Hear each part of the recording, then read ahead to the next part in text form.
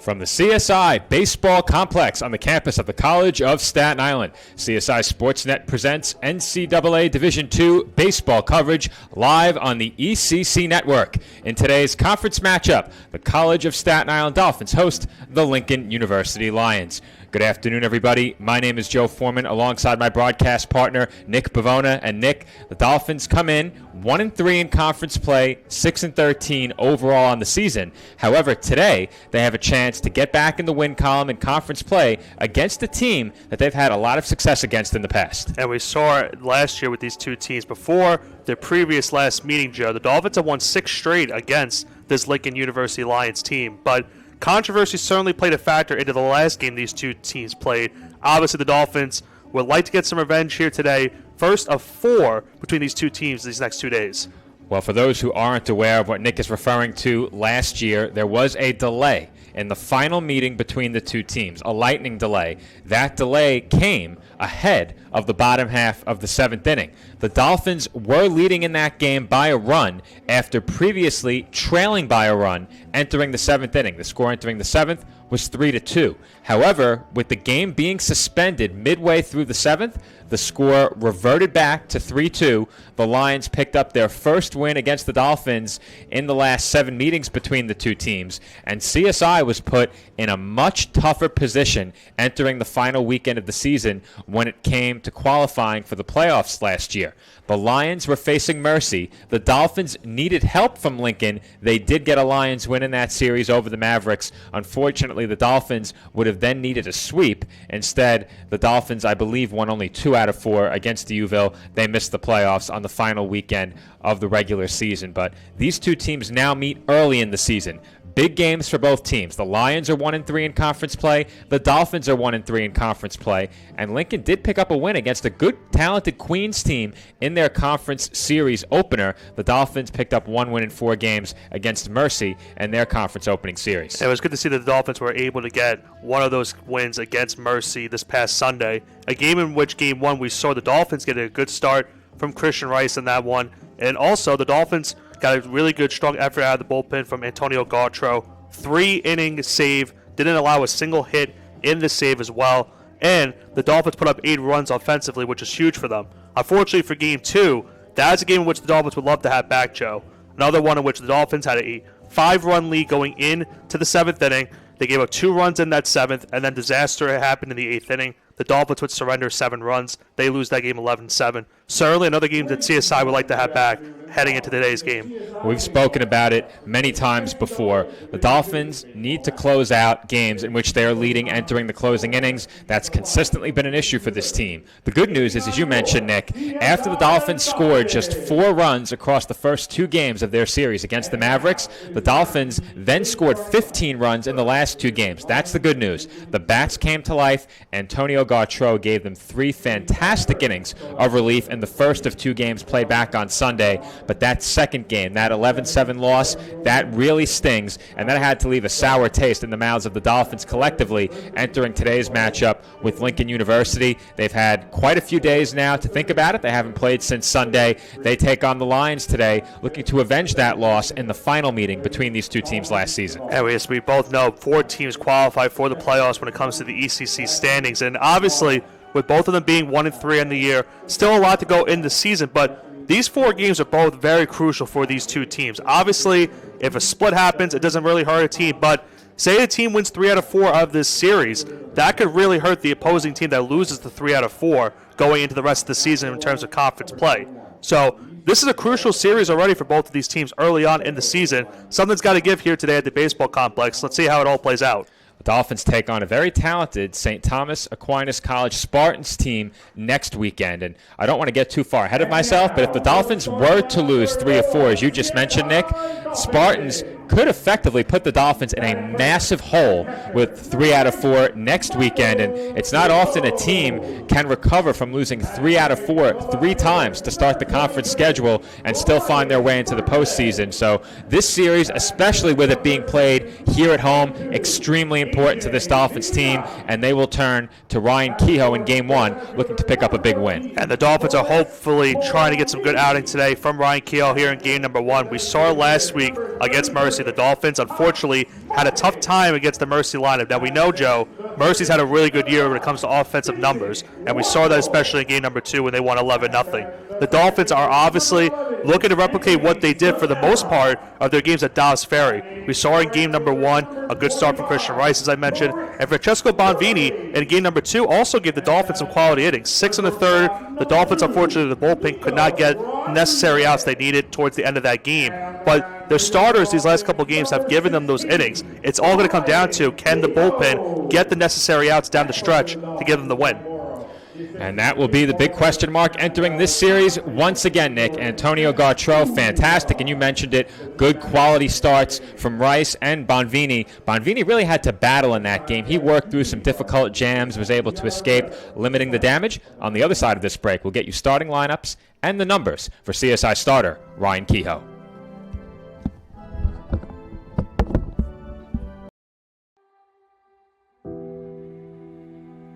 Dear Softball, wow, we have been through so much together. You have given me some of the greatest experiences of my life, and you have also given me some of the toughest. My highest of highs and my lowest of lows have you in common, but throughout the roller coaster of life, you have been there for me. When I was lost, you found me. When I needed an escape, you welcomed me with open arms. When I distanced myself, you reeled me back in. You never gave up on me. From a young age, you have led me to believe in something much bigger than myself. You opened my eyes and gave me a dream. You put a drive, a passion, a fire in me that could never be put out. You made getting out of bed at 6 a.m. a lot easier, and you showed me how far sacrifice and dedication can take me.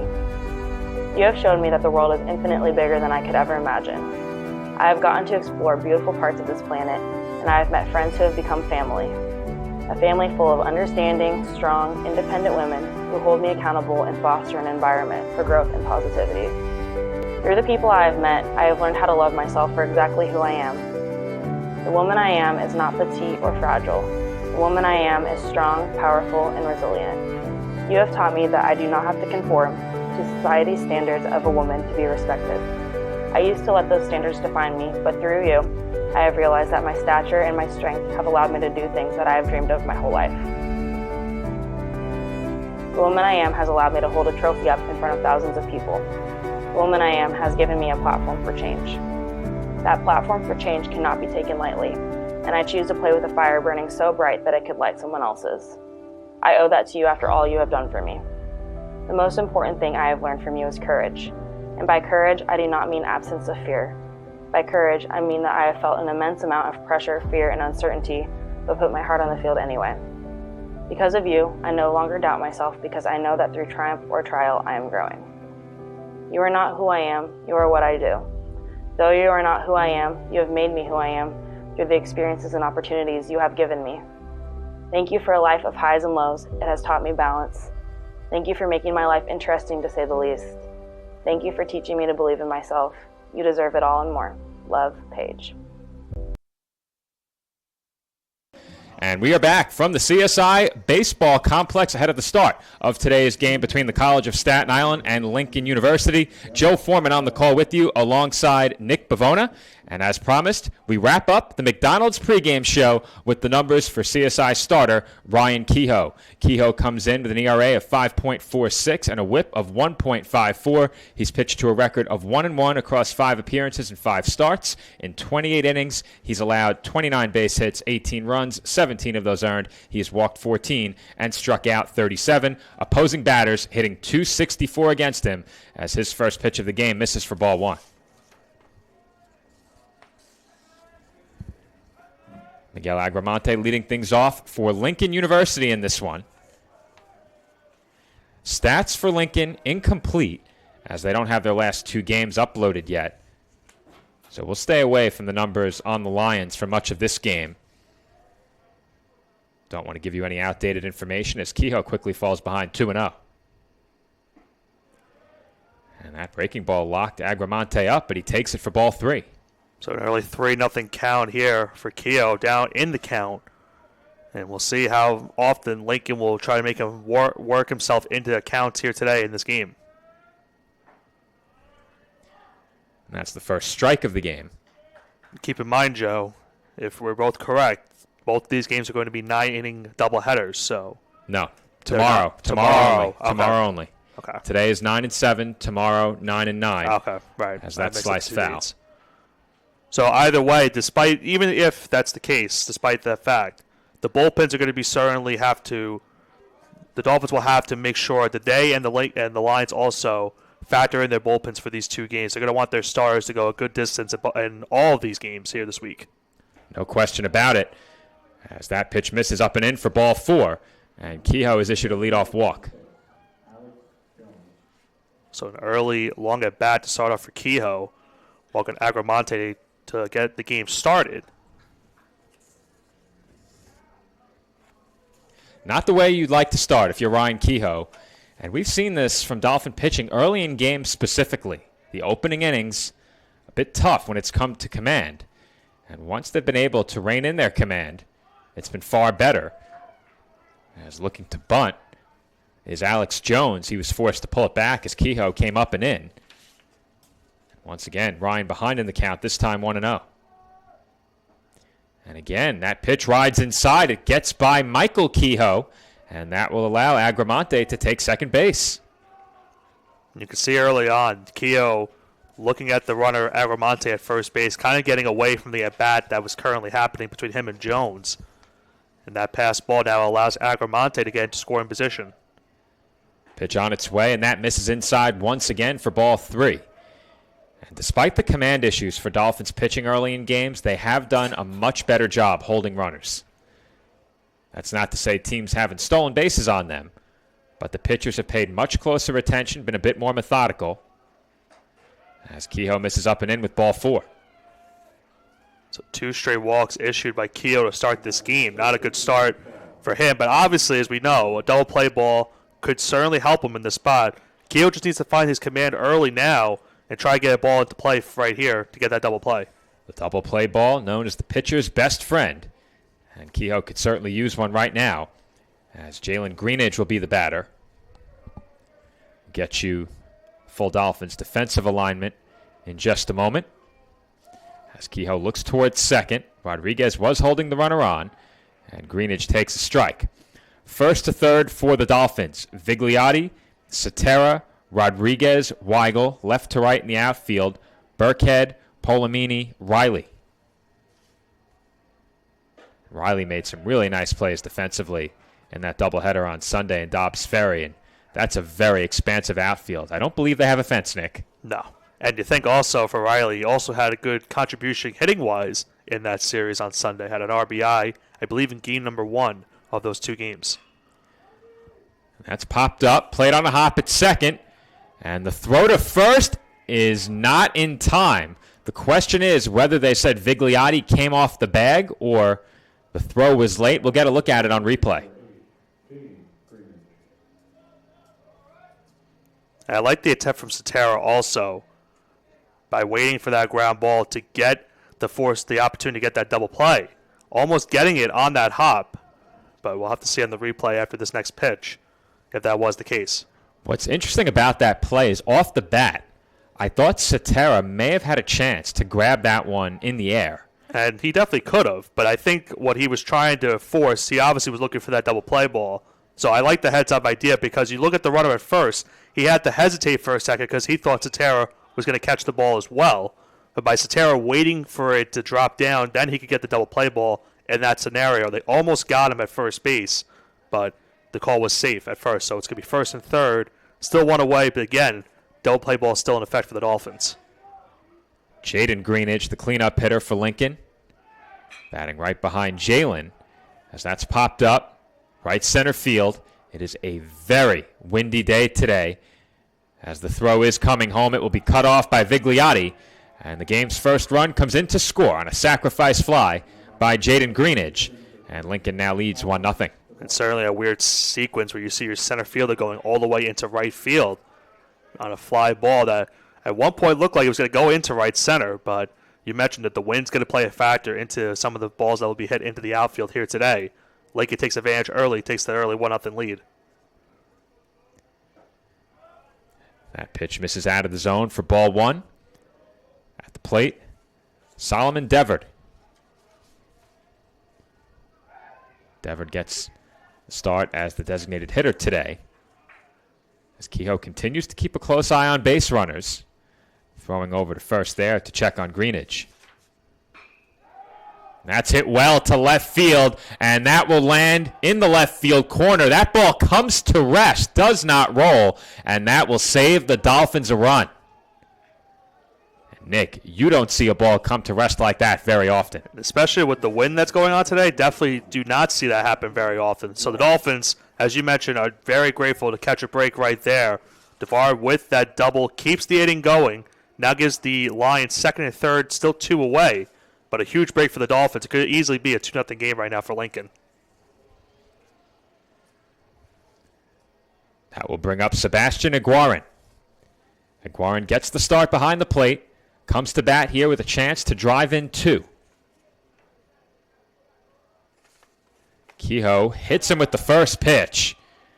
And that breaking ball just got away from Ryan. You could see that breaking ball just sailed completely out of the strike zone. And that one hit Iguaran between the numbers. So now it's going to be an opportunity for Wesley Hogan. Bases loaded, 2 outs, and for the Dolphins now an opportunity to get the out at any base here.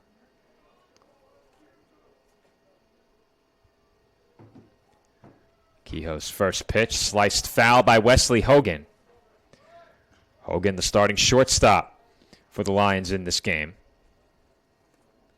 He's behind 0-1, and now Kehoe, without any margin for error in terms of walks, has nowhere to put the batter with 2 away.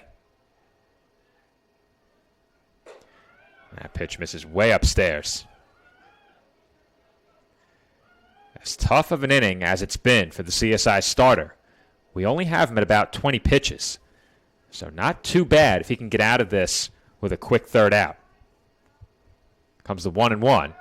And that is in for a called strike 2. And we've seen Kehoe some of his starts where first innings get away from him a bit with his pitch count, but then as the game goes along, he kind of gets quick innings, which helps him get through a longevity of this game. So he'll need to do that here again today, but he's 1 strike away from limiting the damage. Comes the 1-2. And that is swung on and missed for strike 3. A big strikeout for Ryan Kehoe. Strands the bases loaded and brings the top half of the first inning to a close. But not before Lincoln strikes first. They open this conference weekend series with a run, and they lead 1-0, headed to the home first. Chi Aesthetics Med Spa and Wellness Center. Our approach to beauty and wellness begins with a holistic plan tailored to the unique needs of our patients. When we consult with patients, we let them tell us what their problem is. We don't tell them what the issue is. We find out what they're looking for, and we discuss, and then we give them options. If you're looking to achieve radiant skin, you've come to the right place. We offer hydrofacials, microneedling, Opus Plasma, peels, facial and laser treatments, laser hair removal, body sculpting, fat freezing, hormone replacement therapy, Botox, IV drip therapy, and more. We are open Monday through Saturday and are located at 720 Forest Avenue, Staten Island, New York, 10310. We hope to see you soon. Visit our website at www.chiaesthetics.com for more information.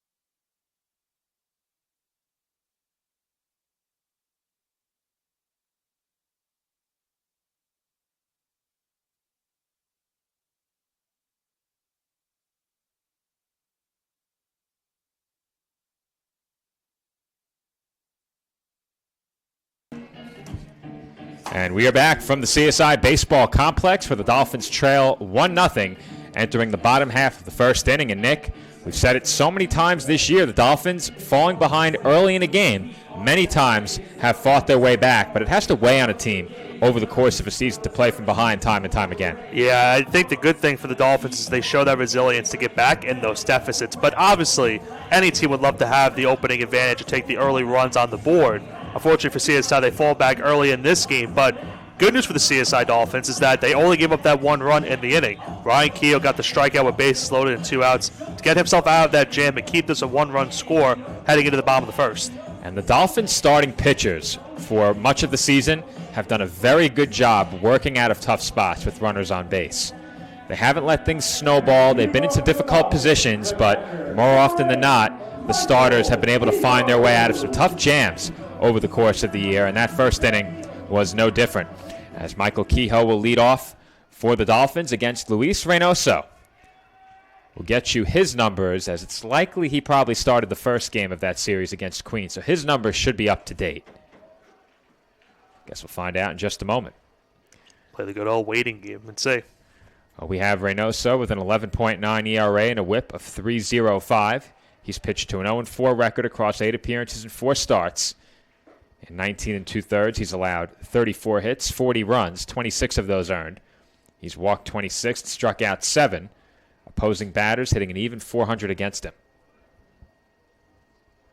He's sporting the balaclava as well today, as that's chopped toward the middle, handled on a hop at short, and they have no chance to get Kehoe there, as it's a leadoff infield single for the Dolphins catcher, and CSI has the leadoff man on. For Kehoe, he hit that in the perfect spot up the middle of the field. Really no chance at short to make that play on the hop, and just, we know how Kehoe is when it comes to base running. He aggressively running down that first base line just to get in there for the infield single and get the Dolphins down the tying run at first base.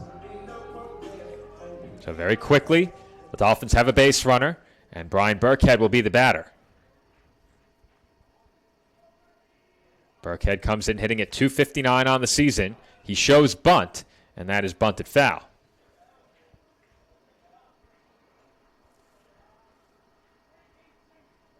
I'll have to ask Nick, what do you think about a first-inning bunt attempt? I don't mind it whatsoever, considering you have your 3 and 4 hitters coming up on deck afterwards for Burkhead. And as I mentioned, Kehoe has great speed if he can get into scoring position.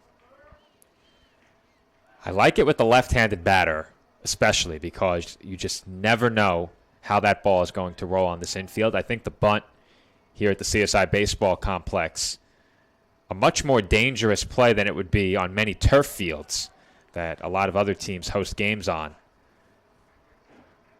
The only reason I ask the question is because you have a pitcher who's coming in struggling right now statistically with a batting average against around 400. He's also allowed 14 unearned runs. So maybe that plays into your mindset as Kehoe is running. That's hit sharply to second. That ball just died on the infield. And the throw is over to first in time to retire Burkhead. Now, we both know it rained yesterday, so I'm wondering if that's definitely playing a factor right now into some of these balls being hit in the infield and in the outfield on the grass-wise, because it looked like that was going to be an opportunity to be a quick play at first base, and instead, because of that being a slow grounder to second, Burkhead almost got to first base in time, but he did move Kehoe into scoring position after the hit and run.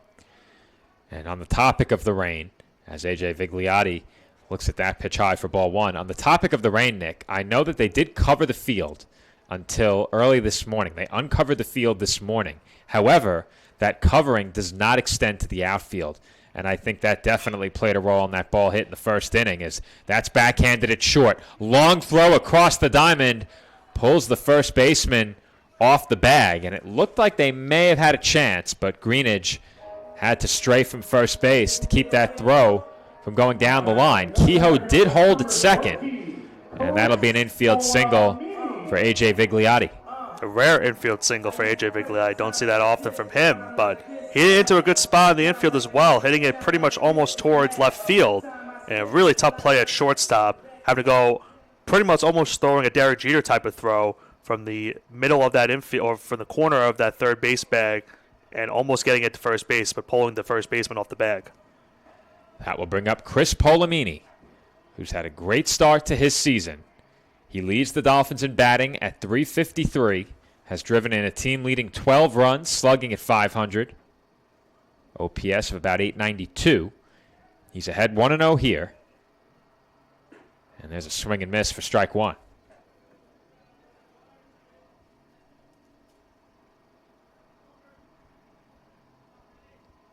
Kehoe, the runner at second. Vigliotti over at first. Kehoe went a long way off second as that skied a mile high on the infield. Joe, The wind a factor. Joe, it doesn't matter. Point your ones to the sky. You're right. You're right. That is an infield fly. I got too excited by the wind. I was out there, and the wind was strong. I could hardly open the car door. Definitely a windy day, but didn't matter if they caught that ball, Joe. Still an out regardless, as the infamous infield fly rule strikes once again here at CSI. Now, I don't know if my inability to open the car door says more about me needing to get in the gym or more about the wind. I'll go with the wind. Thank you. No problem. I was in the gym earlier this week for the first time in quite a while. The numbers have gone down a bit, but we continue to grind as Thomas Martin will be the batter. Martin, the designated hitter in this game. Head 1-0. He chops one down the third base line. Foul. Gonna need to get in the gym also, considering what the festivities for next week. We have a long week not only here at CSI, but obviously for other activities for both of us. You need to get in the gym for that? No. Well, maybe for you. You gotta think about it. Perhaps for me. Of course, next weekend, WrestleMania. Nick and I will be there. As the throw goes behind Kehoe at second, and I think it got through into center field somehow without hitting Kehoe. I thought for sure that ball was going to hit him on his way back to second, and somehow it snuck through into center. That's just not really it's an ill-advised throw right there for the Lions, because now it allows Kehoe to go to third base on that error. So now the Dolphins will have first and third with 2 away, and now a basic single for Martin, even though a single could probably bring up Kehoe regardless. It will give the Dolphins an opportunity to get an easier way of scoring that run. Count 2-1 on Martin. Martin comes in hitting at 220. He takes high. Now, the other side of things, obviously a walk, not the worst thing in this scenario. It would load the bases and give the out at any plate or any base, but still with Vincent Weigel, who's been heating up as of late, though, the Dolphins would like to give him an opportunity with the bases loaded. They check on Kehoe over at third as Martin gets ahead 3-1. And Nick, in this spot, the way Weigel struggled to start the season, I could see the case for wanting to face him instead of Martin, but there's no way I'm walking the bases loaded if I can avoid it. And Reynoso can no longer avoid it as he misses outside for ball 4. And Vincent Weigel will bat with 3 on, 2 outs, and the Dolphins trailing 1-0. And this is the spot for Weigel where I mentioned he's starting to pick it up as of late. Had a good series on Sunday against Mercy. Got a big couple of RBI hits for the Dolphins. And now a big hit right here could give the Dolphins their first lead of the game. So huge chance for Vincent Weigel right here. Big spot for the sophomore. Bases loaded, 2 outs. And Weigel takes a breaking ball for a strike. Weigel burst onto the scene last year. It was a big part of what the Dolphins accomplished offensively in 2023. And that's chopped toward the hole on the left side. Backhanded it short. No play at second. Martin is safe. And the tying run comes in to score as the Dolphins get even at 1. Once again, another scenario. And that's the right play to throw it to second base on that throw, because it was pretty much the same exact type of hit that we saw. I don't know about that, Nick. I think they had the out at third. Oh, well, you could make the... Yeah, that's true. I think they had Vigliotti at third. And I don't think it would have been close. We'll look at the replay in just a moment. I could be mistaken, but the way that the momentum of the shortstop, Hogan, was taking him, I think he has to go to third there. Let's see. Did he have a shot? It would have been close. Would have been close? I think it would have been close. And I'm not sure he had much of a choice. Either way, it's an infield hit for Weigel as Anthony Cetera takes out of the zone for ball 1. That's one where you have to make a quick decision to think about where you're going to throw that ball on that play. And I could see where that scenario where throwing to third makes sense. I think the problem is it would have been really, really close. They probably maybe could have gotten him at second, but who's set? Cetera lines one to shallow center, and that gets by Shepard on the dive. It rolls all the way to the warning track. 3 runs will come in to score, and it's a bases-clearing 3 RBI triple by Anthony Cetera.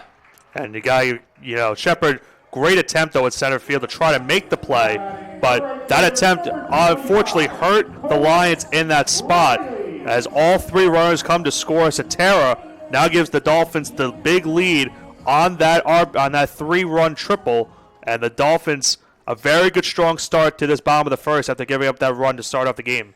And you have to score that a triple, right, Nick? Yep. You have to make that attempt. It has to be a triple. You have to make that attempt on the ball. And it was great effort in center field by Shepard. He just couldn't get there. There's really no fault in making the dive to try to force the out and avoid further damage, but because of him missing the ball in center field, it allowed all 3 runners to score. So the Dolphins go in front 4-1 as Anthony Cetera clears the bases with a triple that nearly resulted in the 3rd out of the inning. So close on the dive by Shepard. I think he may have even gotten a glove on it as Chris Riley hits one to short, throw across the diamond in time, and the side is retired. But not before the Dolphins strike for 4 runs in the home first inning. They now lead Lincoln University 4-1. The Kettle Black on Staten Island, a top 5 wing joint in America by Food and Wine magazine. Serving daily lunch and dinner at the bar or on the floor. Perfect for family and group parties with top shelf drink and delicious food. From great times with good friends. Live sports and watch parties. To Staten Island's hottest nightlife. The Kettle Black features live music and DJs weekly. The Kettle Black features daily and nightly food and drink specials. The best Staten Island has to offer is at the Kettle Black. We'll see you there at the Kettle Black, located on 415 Forest Avenue, Staten Island.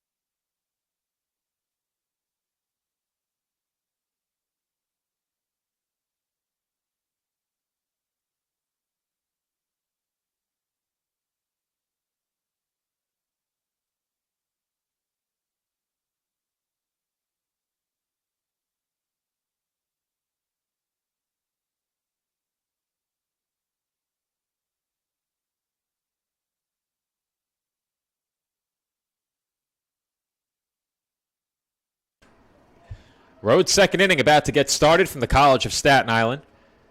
Dolphins lead it 4-1. The big blow in the home first inning, a 3 RBI triple by Anthony Cetera to clear the bases. And it was a great diving effort in center field by Josh Shepard that came up just short. And they say from time to time, Nick, especially about football, that it's a game of inches. That first inning, a game of inches, and it benefited the Dolphins. That one's lined toward the right field corner, foul. Something also to know for the Dolphins at the end, all their runs came with 2 outs for CSI, so good 2-out base hitting from the Dolphins to keep the inning extended and get those 4 runs on the board. In that inning, the Dolphins with a couple of well-placed ground balls. The line drive into center by Cetera. Comes the 0-2. That misses inside. Jeffrey Ascona at the plate here. He gets the start at second base for Lincoln. We'll get you the full line starting lineup in just a moment. They do not have full names on our live stats, so I'll have to have my roster with me side by side here, as that swung on and missed by Ascona for strike 3. Full Lincoln starting lineup. Leading off was number 28, Miguel Agramonte. Batting second was number 6, Alex Jones. He gets the start in right field. Jalen Greenidge, the first baseman, bats third. Jaden Greenidge, the third baseman, in the cleanup spot. Solomon Devard bats fifth. He's the designated hitter. As that's chopped to the left side, Weigel tried to play it with the bare hand, but he has no chance to throw out Shepard. And it's an infield base hit for the Lions center fielder. Batting sixth, the catcher, Sebastian Aguarin. Batting seventh is the shortstop, number 10, Wesley Hogan. Batting 8th is the second baseman, number 2, Jeffrey Azcona. He led off the second inning.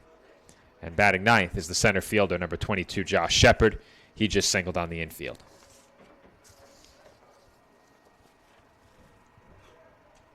Back to the top of the order.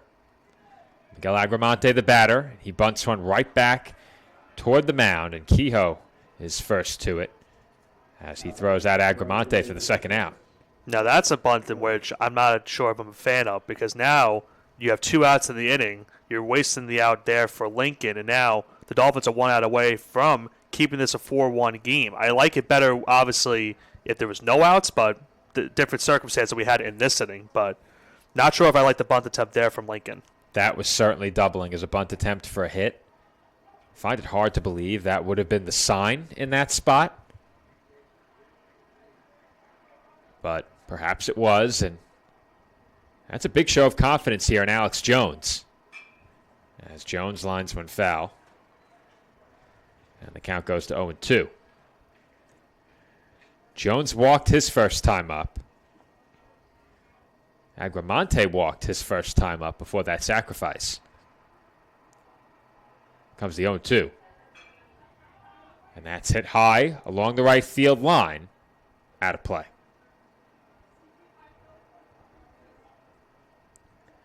Even though it's a 3-run game, you get the sense this out matters quite a bit for Ryan Kehoe and the Dolphins. Because, one, if they get the out, this will go down as a very quick inning. Kehoe has thrown just 10 pitches. And if he can get this out without facing another batter or surrendering a run, that's a quick inning to get him back on track in terms of pitch count. Also, it gets your hitters right back to the plate, leading by 3. As Kehoe will check the runner at second. And I think, as we mentioned, the Dolphins certainly are trying to forget what happened against Mercy in their last game where they blew that 5-run lead. They would obviously like to keep this a 3-run game and add to their current lead that they have. That's hit in the air, foul, as Jones continues to battle and stays alive. Jalen Greenidge would be next if Jones can keep the inning going. Kehoe takes a couple of looks towards second as Rodriguez moved in behind the runner, and that breaking ball missed inside.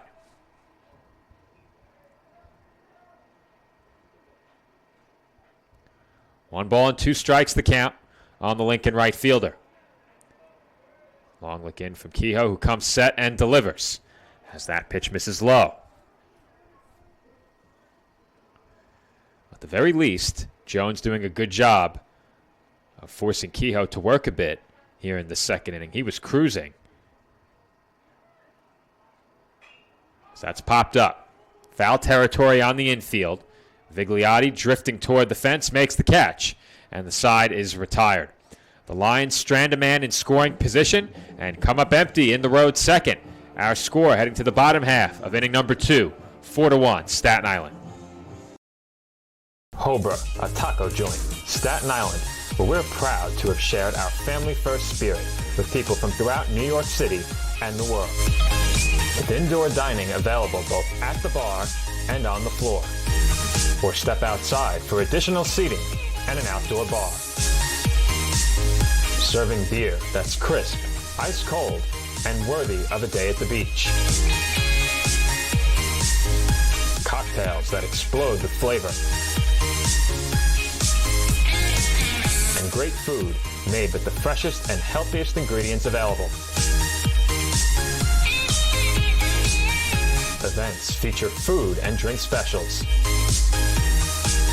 Live music. And the best of Staten Island nightlife. Your CSI Student ID saves you 10% on your dine-in order at Hobra. Visit us at 412 Forest Avenue, Staten Island.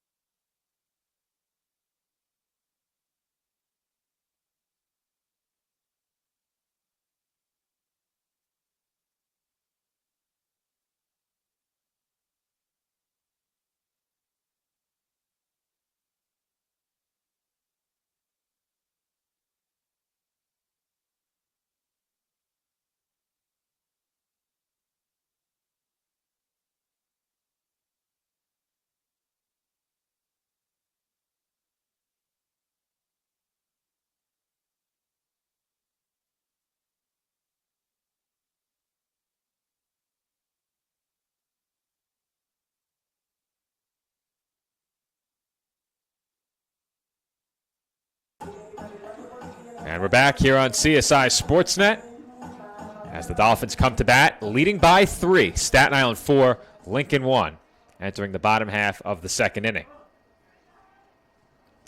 Nico Rodriguez will lead it off for CSI in this bottom of the second as he shows a bunt attempt on the first pitch, and it's in there for a strike. Rodriguez comes in hitting at .298. He's had a nice start to his freshman campaign. Behind 0-1 here, he takes up and in.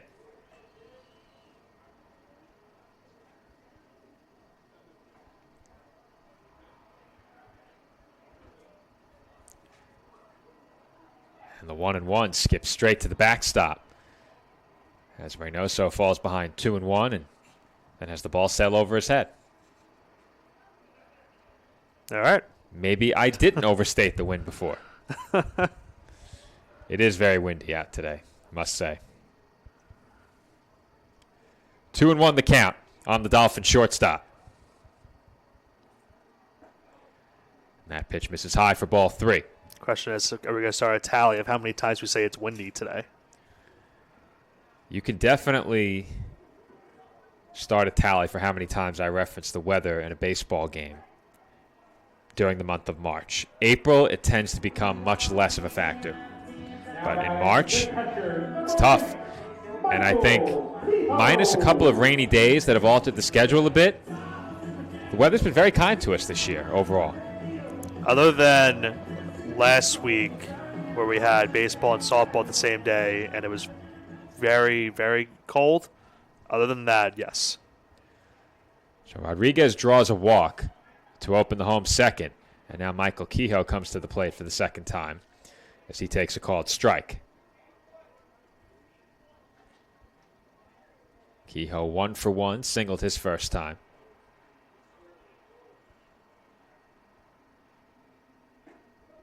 And the 0-1's on the outside corner for a called strike 2.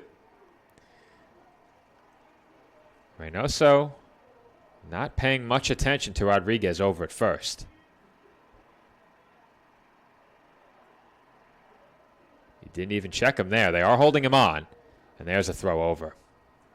And that's not surprising because Rodriguez was getting a good ways away from first base before the previous pitch. That last pitch, he was, as you mentioned, he was halfway almost to the bag on his way, but decided to go back. Let's see if he runs here. The catcher had to have given the sign there as he can walk to second on that wild pitch as Rodriguez takes a big turn. And it looked like he almost lost his footing there coming around second. Got to be careful. Got to be careful when you're trying to make an attempt like that. We saw against Caldwell a couple weeks ago, the Dolphins had a wild pitch that resulted in a base runner advancing 2 bases. It almost happened for the Dolphins in this scenario as Lincoln keeps Rodriguez at second. Count now 1-2 on Kehoe. And he chops from foul. Now, Rodriguez took the big turn. I don't know how he did it, but it looked like he was able to stop himself on 1 foot, almost gliding across the infield dirt. It was a very abrupt but graceful stop. I thought for sure he's about to go down, and he was immediately able to switch back in the other direction and get to second base as they throw behind the runner again at second. And those are dangerous. We saw in the first inning how dangerous that was. It allowed Kehoe to go from second to third as the ball was thrown into the outfield, but definitely give Rodriguez some style points for avoiding him going to third base and going back to second. Count now even on Michael Kehoe at 2-2. Runner in scoring position to start the second inning for the Dolphins as Kehoe chops that one foul.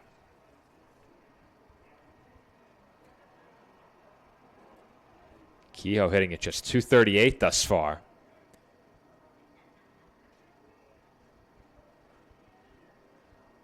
Dolphins' 2 leading hitters, both newcomers to this roster, Polomini and Palermo. As Kehoe takes outside. That one just missed off the outside corner, so Kehoe's now worked to count full 3-2. Reynoso's been asking where some of these pitches have missed early in this start. As that's chopped to short. Kehoe running hard to first, but he's thrown out. And there's one away. That was a soft grounder to short, and Rodriguez having to keep himself at second base on that short ground ball to shortstop. And as you mentioned, Keogh once again getting down the baseline aggressively, but just getting thrown out this time around. So Rodriguez was forced to stay put over at second, and that will bring up Brian Burkhead. Burkhead was initially asked to bunt in his first at-bat, but Kehoe was able to advance to second on a wild pitch. Burkhead was then retired. He's 0 for 1. That's taken down and in.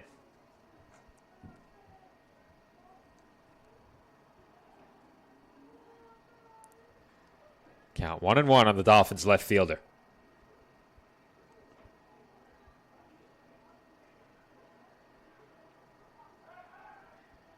And that pickoff attempt goes into center field as Rodriguez will move up to third. A little bit of a miscommunication maybe on that one. Just a bit. Just a bit. Just a bit. I think the throw was just offline, It was. but there was someone there covering, and Reynoso missed wide of the bag on the pickoff.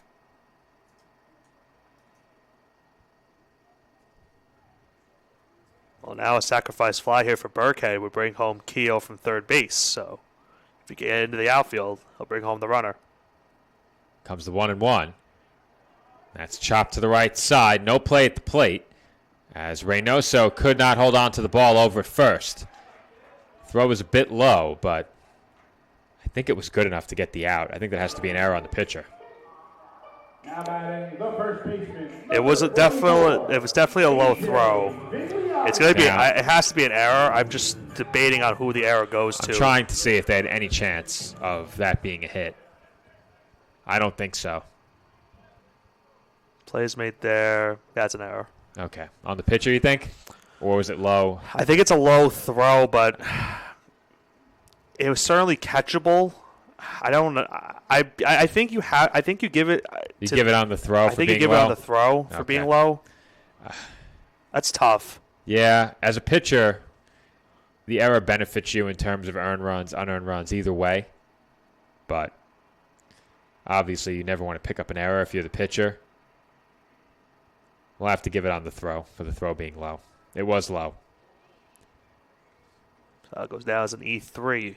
And it's now the third error already for Lincoln early in this game. And now A.J. Vigliotti is ahead 2-0. Vigliotti 1 for 1. Singled his first time up. And takes a big 2-0 cut as he misses for strike one.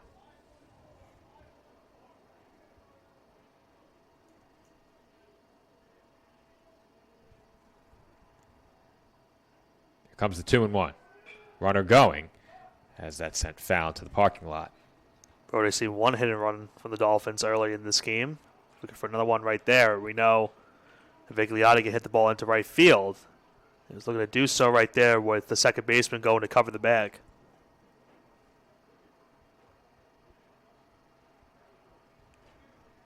2-2 the count on the Dolphins' first baseman. Burkhead dancing off first, and Vigliotti takes outside. Curious to see, Joe, with 3-2, if Burkhead maybe runs at this next pitch. I'd be inclined to say he will. And I believe the Lions think so as well, as they do check on him.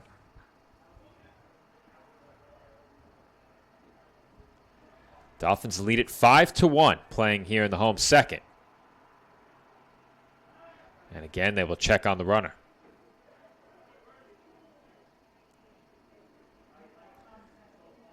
It's very likely that Burkhead will run on this pitch. The Lions paying close attention, but Burkhead doesn't go as Vigliotti fouls that one off.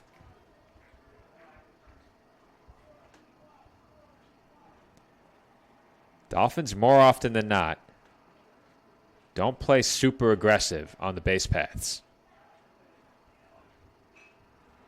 So that's fouled away again.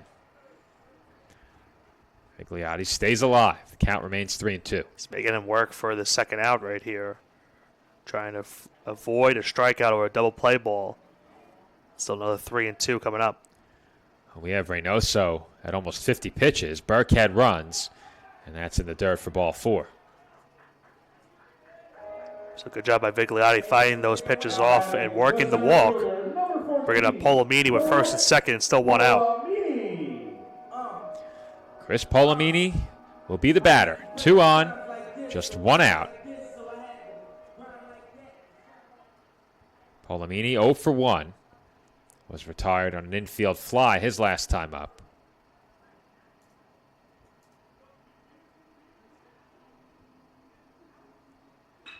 And that's hit well into the left center field gap, and that will fall for extra bases.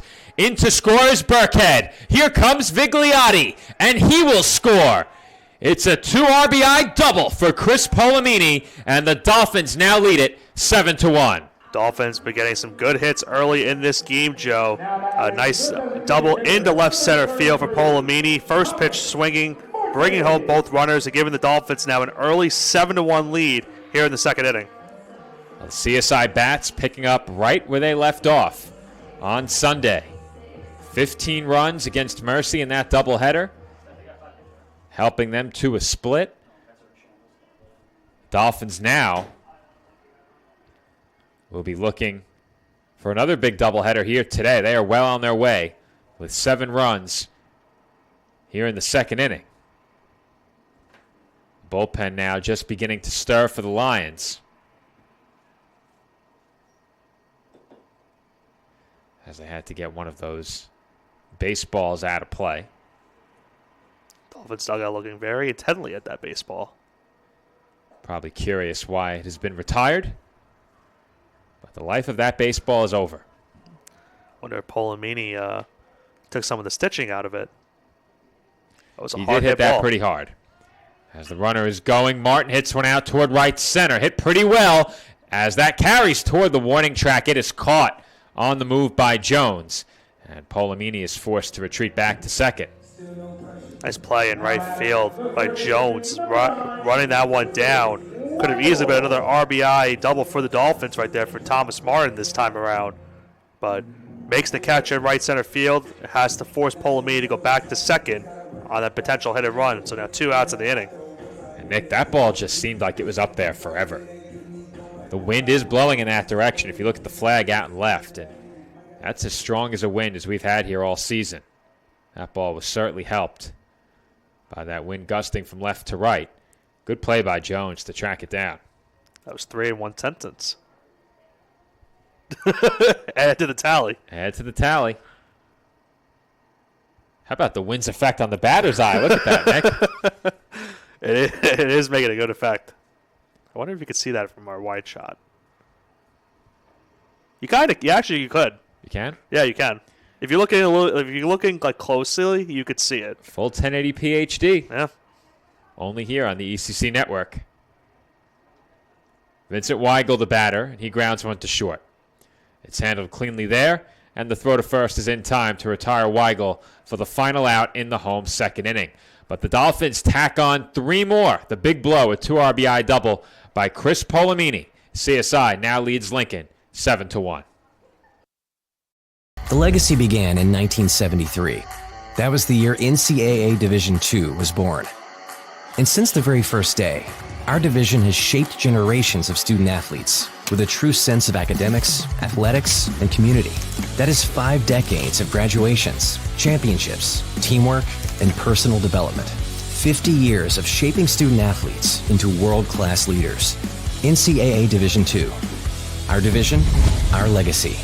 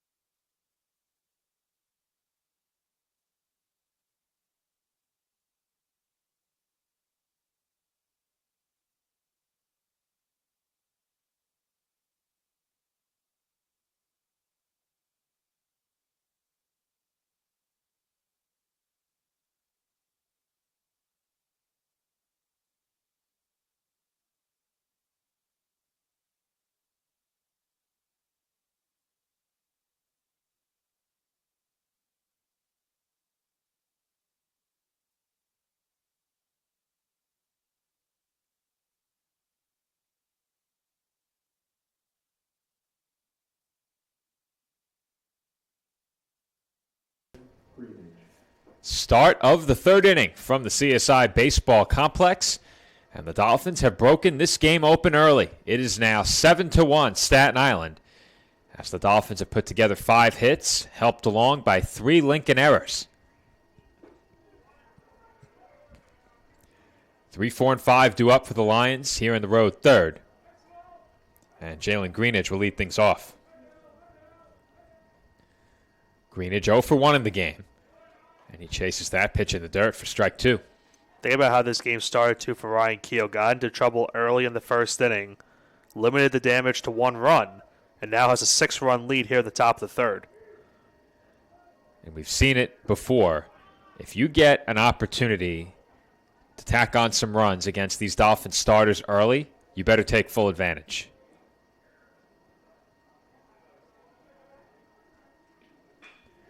That's chopped to short.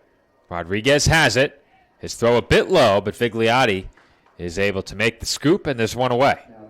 A scoop at first base from Vigliotti on that one to record the first out of the inning.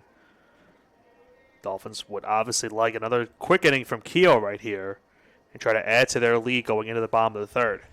Vigliotti's been pretty adept at scooping throws over at first base, keeping his foot anchored to the bag. He's made some nice plays defensively over the course of this young season, though. That ball's hit well to left, and the wind just kills it as Greenidge flies out. There's another tally, Nick.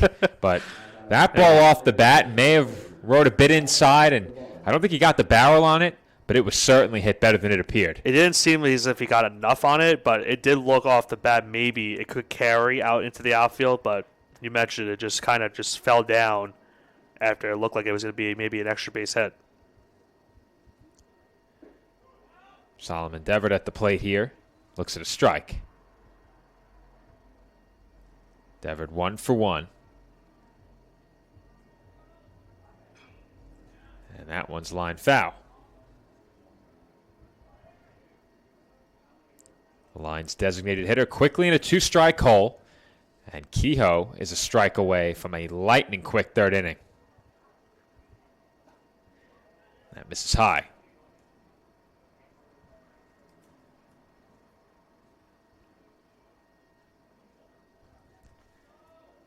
Comes the 1-2. And that breaking ball catches the inside corner for a called strike 3. Good looking breaking ball there from Kehoe as he sets down Deverett looking to retire the side. Quick 1-2-3 inning for the Dolphins starter. CSI still leads it 7-1.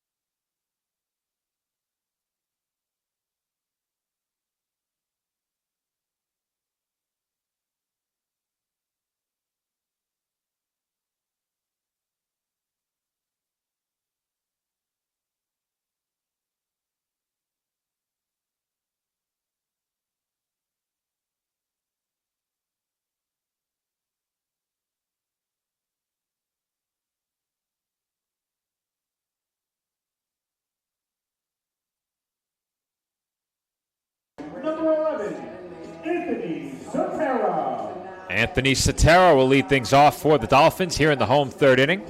His team leading 7-1. Dolphins with 7 runs on 5 hits. Lions with 1 run on 2 hits to go along with 3 errors in this game. First pitch to Sotero. Misses for ball 1. Cetera would get the go-ahead runs for the Dolphins in with that 3-run bases-clearing triple. In the bottom of the first inning, they get the Dolphins at that time a 4-1 lead. He's quickly ahead in the count, 2-0 here.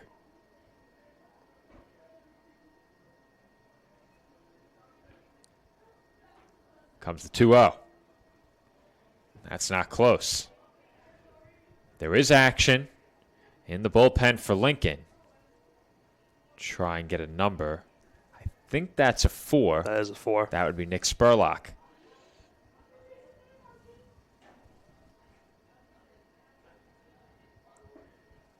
And the 3-0 pitch misses for ball 4 to Cetera. So the Dolphins' second baseman is on with a leadoff 4-pitch walk. And Chris Riley will be the batter.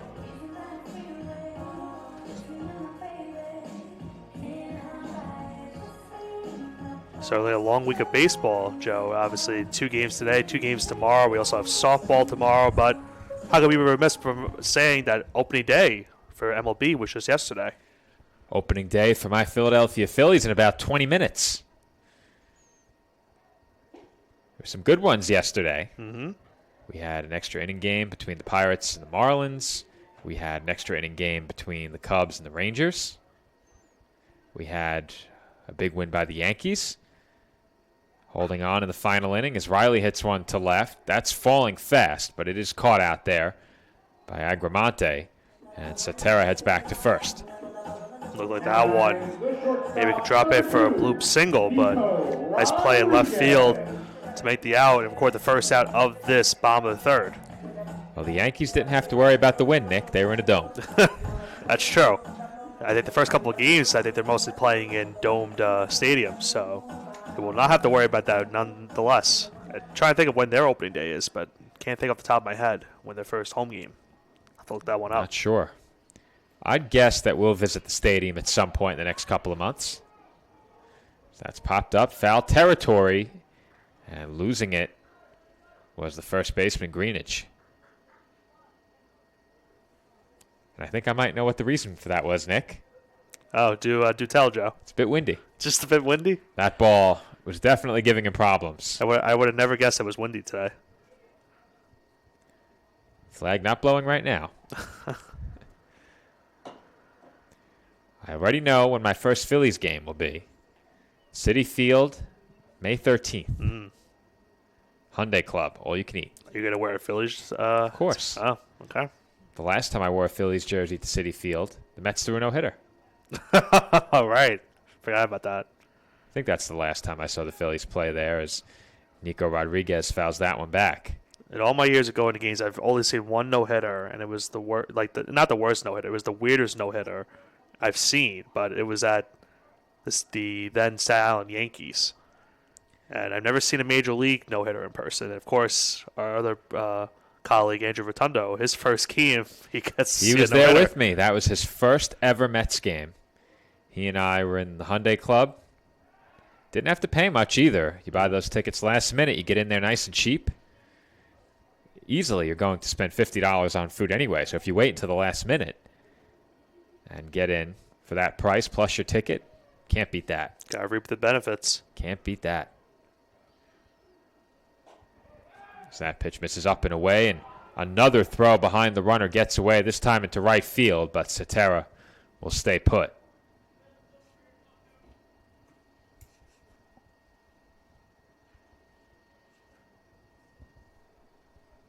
Got to figure out how to watch the Yankee game tonight. They're on Apple TV. And I hate when they are on Apple TV. I'm not Yeah, sure. they'll have it on in Buffalo Wild Wings. I will not be in attendance, You will unfortunately. not be in Yeah. attendance. I have a prior engagement that I need to go to as soon as we're done here. Nick's booking it post-game as that's hitting the air out to center. Making the call with Shepard, and he makes the catch. 2 gone. Now back to the top of the order for CSI. Michael Kehoe comes up with 2 away in the inning as the Lions try to get their first scoreless inning of this game.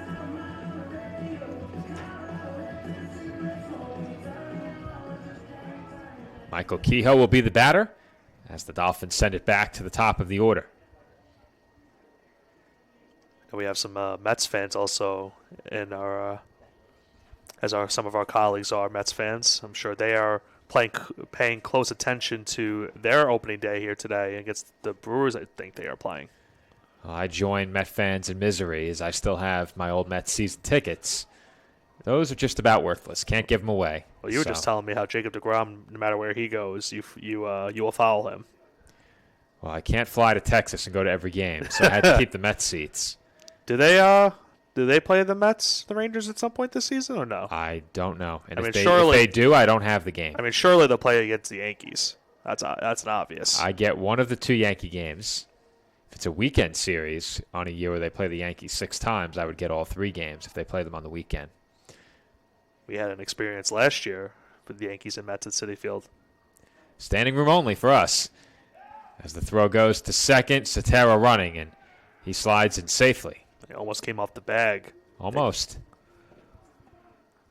But that day at Citi Field was multitude of things. Obviously standing room only, but we also dealt with a downpour and having to dry ourselves off, and then the aftermath of that the couple of days after was not good for a couple of us. There was a foul stench in the air in Flushing. I'm not sure what it was. Yeah. It may have been those Mets. Now, who won the game? Yikes! The Mets won the game on a walk-off. They did. So it may have been the Yankees then. But there was a bad odor in the air around the field. I don't know what it was, but all I know is I was sick after that game for a multitude of reasons. All right, so the Mets do play the Rangers in Texas. Okay. They do not play them at Citi Field. Too bad. Though I don't think DeGrom would pitch anyway. Probably not. Well, he's still recovering from his injury. Yeah, he's out for the whole season, most of the season. I think he's out. Oh, maybe that's Scherzer I'm thinking of. He's out till May. I know one of them is out till May. DeGrom had the surgery pretty early last year. He'll probably be back by All-Star break if I had to guess. Brian Burke had the batter here as he takes inside. You mentioned the Dolphins. After these 4 games they play against the Lions, we'll have a couple days off. Their next game after Saturday will be on next Friday against Stack. Going to be a busy week for us next week, perhaps our busiest of the season. Then we slow down just a bit the rest of the way and finally get a break. Just a bit. And we've already been trying to figure out our alignment for who is working next week. Still have to figure out the rest of that. Well, I think we have coverage for Sunday. I will not be here on Sunday as Burkhead pops up in foul territory and the inning comes to an end. Dolphins held without a run for the first time in this game. We are through 3 from the CSI Baseball Complex. Dolphins lead it 7-1. No, I'm right. The podcast that uncovers the origin stories of some of the biggest names in sports, media, and entertainment. Nick Durst here along with Joe Calabrese. Here we are, 200 episodes later, about 150 episodes with guests, our friends, soon to be your friends. Well, it's pretty clear, Joe, that it's all about You Know I'm Right, the podcast. That's my You Know I'm Right moment. Wanted to do a podcast, and everyone was like, what are you, crazy? Who's going to listen? You're not going to get guests. Well, guess what? I'm the best when it comes to getting guests. You could vouch for that. I am so happy that you asked me to do this. I couldn't have been more thrilled. And follow us on socials, check us out. I promise you, if you want to work in media, whether you work in media now, whether you want to quit your job and work in media, come to us, and I promise you, we will get you on the right foot. That's what it's all about, uncovering the origin stories of some of the biggest names in sports, media, and entertainment. Keep it locked on You Know I'm Right.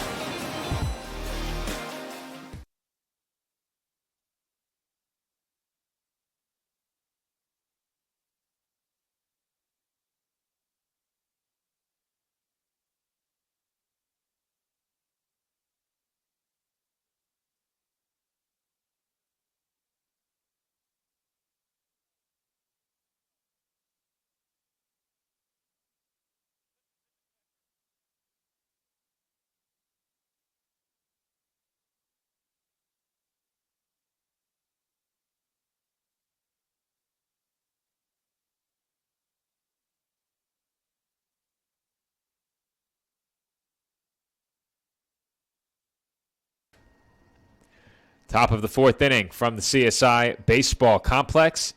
Dolphins leading 7-1 over Lincoln University. Dolphins held without a run for the first time in this game during the last half inning. And the Lions look to work their way back into this one as they will send 6, 7, and 8 to the plate. That first pitch of the inning, sky foul by Sebastian Aguirre. For Lincoln, they got their first scoreless inning of the game that previous half inning, keeping this a 7-1 game to try to get back here early on in game number 1. Lincoln with just a couple of hits in the game. It was a slow start for Ryan Kehoe in terms of his command. It was all around the strike zone. Not in it very much. And this outing has taken a positive turn for him. He's looked like the dominant starter that we're used to seeing these last couple of innings. Looks to continue that here in the fourth. And you can tell, Nick, he's throwing hard.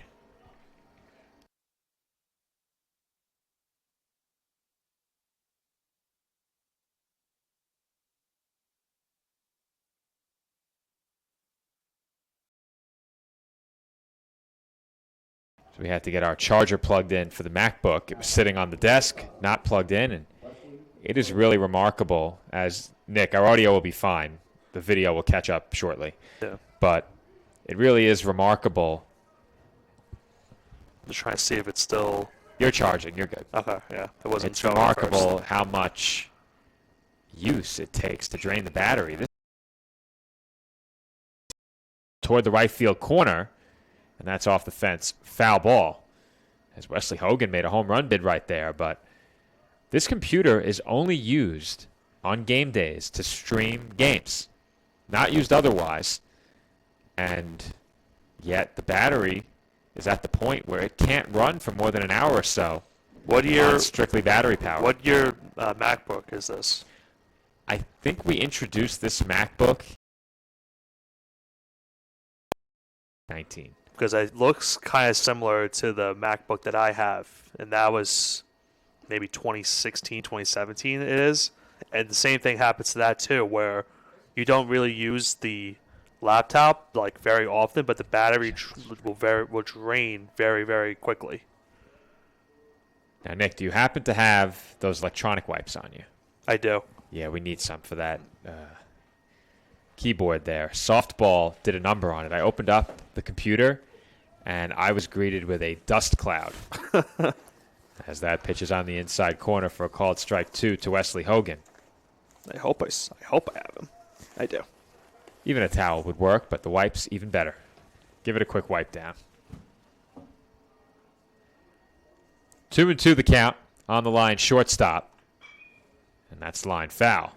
Heads up over there down the right field line. Not much attempt to get out of the way on that one. They were just... Did they see it coming is the question. I don't think they did. Probably not. Can't afford to get caught napping out there. Comes the 2-2. That gets through Kehoe into the backstop as the count runs full.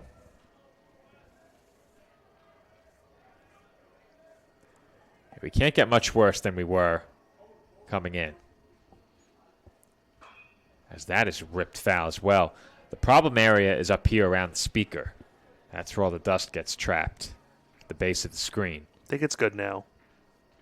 That's what I like to hear. 3-2 the count. One away here in the road fourth. That's up over our heads, foul ball. Let's keep it that way. Yes, please, no more foul balls directed right at us. Please. There's a good reason why you have your window closed. Very good reason. Been hit once. The camera was nearly hit during one of our games earlier in the year as Hogan takes ball 4. Yeah, a big scare at the Ferry Hawks a while back. Oh, that was close. That was very, very close.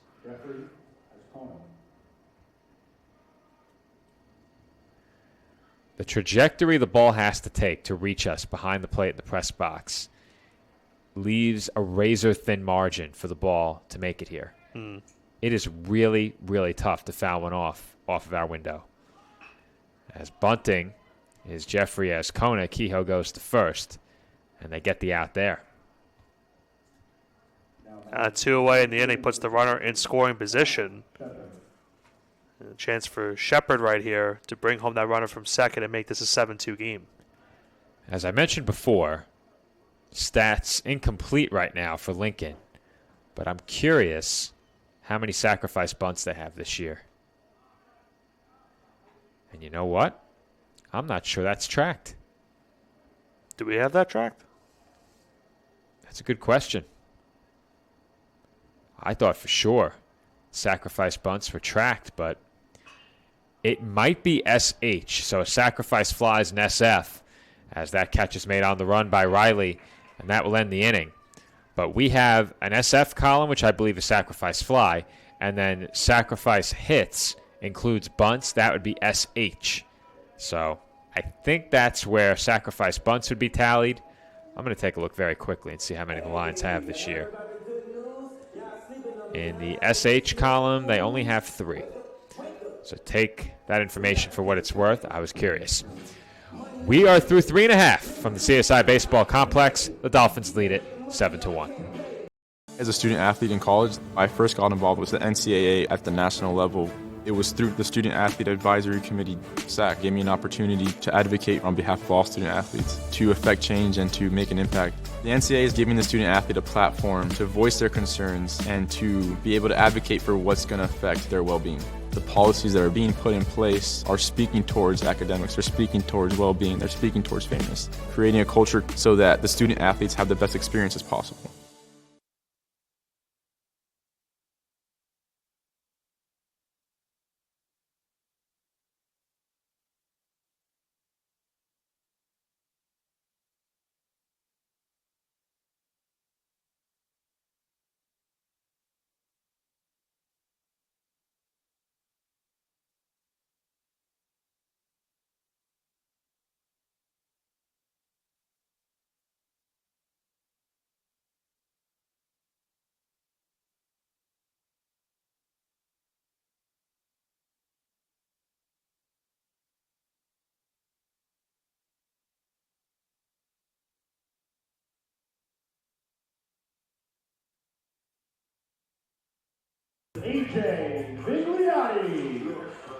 AJ Vigliotti will get things started for the Dolphins here in the home 4th inning.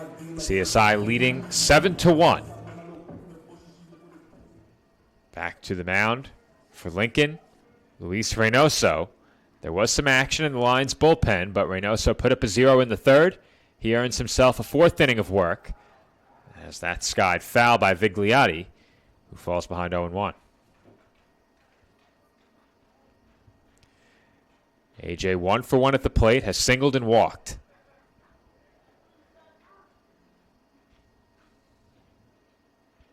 Comes the 0-1.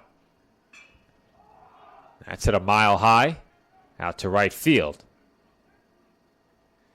And the catch is made there by Jones. Long out number 1 to start the bottom of the 4th. Brings up Chris Polomini, who got himself a 2-run double his last time up. Polomini with a 2 RBI double. Cetera, 3 RBI triple. Those are the 2 big hits for the Dolphins in this game, as Polomini takes high. Chris 1 for 2 at the plate in this game. The double came in his second at-bat. He was retired on an infield fly his first time up.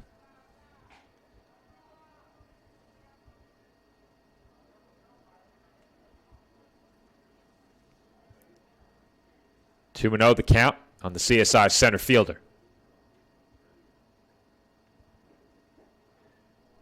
That misses low for ball 3.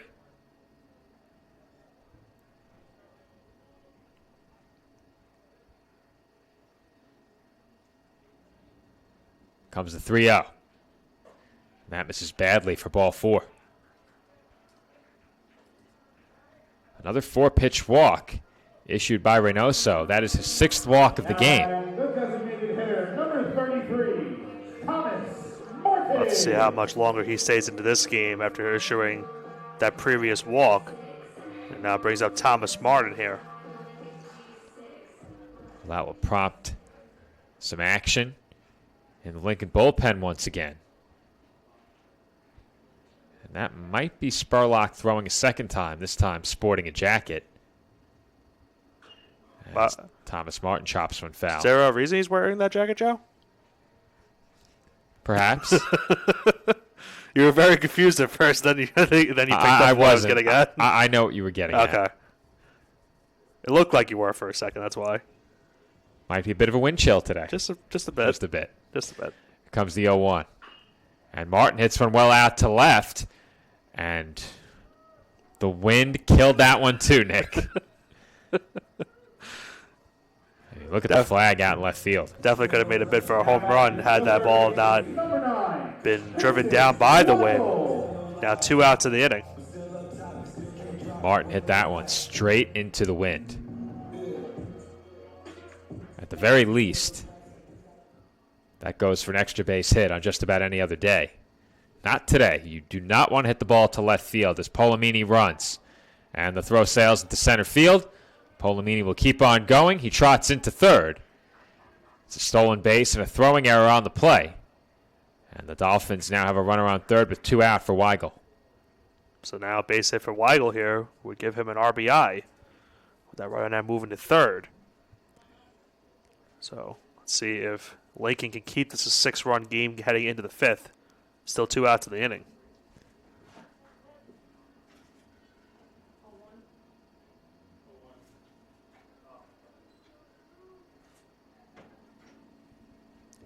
Oh, 0-1 the count on Weigel. That's popped up in foul ground, but that will find the seats. Heads up down that right field line. And right off the tarp. It doesn't appear that we're going to need the tarp again this weekend. However, fingers crossed, there is a lot of rain in the forecast early next week. And it is a packed slate next week, as we mentioned earlier. We have softball early in the week, currently scheduled for Tuesday and Wednesday. We then have Friday, Saturday, Sunday. Friday baseball, Saturday softball, Sunday baseball. Right now, those weekday doubleheaders look like they could be in jeopardy as Weigel hits one out to right. That ball carrying toward the fence, but it is well foul. And if a hitter gets a hold of one today to the opposite field, that ball will leave. Not often do we see home runs hit into that right field. Very rare. So we could maybe see a first time here today. I don't believe I've ever seen an opposite field home run to right here at the baseball complex. I'd have to think long and hard about it, but off the top of my head, I don't think so. We've had some bids at it for sure, but nothing that has been close enough to get the home run.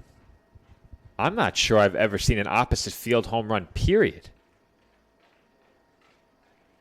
I'm trying to think myself. I don't think we have. If we did, it was not a Dolphin. Because I would remember it if we hit it. We've had several that we pulled. Last year, I remember we had an A.J. Vigliotti home run. I think Nick Durst and I might have been on the call for that game. Thomas Martin had a home run. Thomas Martin had one. Was Nick Cipoletti 2 years ago or last year? So I remember the one that Nick tried to speak into existence. I think it was last year. I know for a fact on Senior Day. John Castiglione hit a grand slam, hit right? a grand slam, and that was into right field. It was. I was in the right field, right? That was. I didn't call that game. I forgot about that. So there, I have seen one hit to the opposite way. I completely forgot about that. Yeah, I was not here on Senior Day last year. Now, the initial schedule last year had Senior Day on Saturday, so I thought I was good. Turns out they wanted to do it on Sunday, so I missed it. I don't expect to miss any additional games this year after Sunday. As Weigel lines one right back up the middle for a base hit. It's an RBI single for Weigel. As Polomini comes in to score the 8th Dolphins run, it's now 8-1. I mentioned Weigel has been getting better these last couple of games. Gets an RBI hit right there. Increases his team lead now to a 7-run lead for the Dolphins, 8-1 here in the bottom of the fourth. That will bring up Anthony Sotera. Sotera 1 for 1 with the 3 RBI triple and a walk. He takes high for ball 1. You'd have to guess this is probably the last inning for Reynoso on the mound. He's quickly approaching 100 pitches. The question is, how much bullpen are you willing to burn in a series opener with 3 more games to come over the next couple of days? As Sotera lines one through the right side for a hit. Weigel checks over his shoulder and stops at second. And the Dolphins have 2 on with 2 outs here in the fourth. Dolphins now have 7 hits in this game. With that last hit right there, Chris Riley will look to make it number 8 and add to the Dolphin lead. Riley 0 for 2 at the plate in this game. Comes to bat with 2 on, 2 outs, and the Dolphins leading by 7.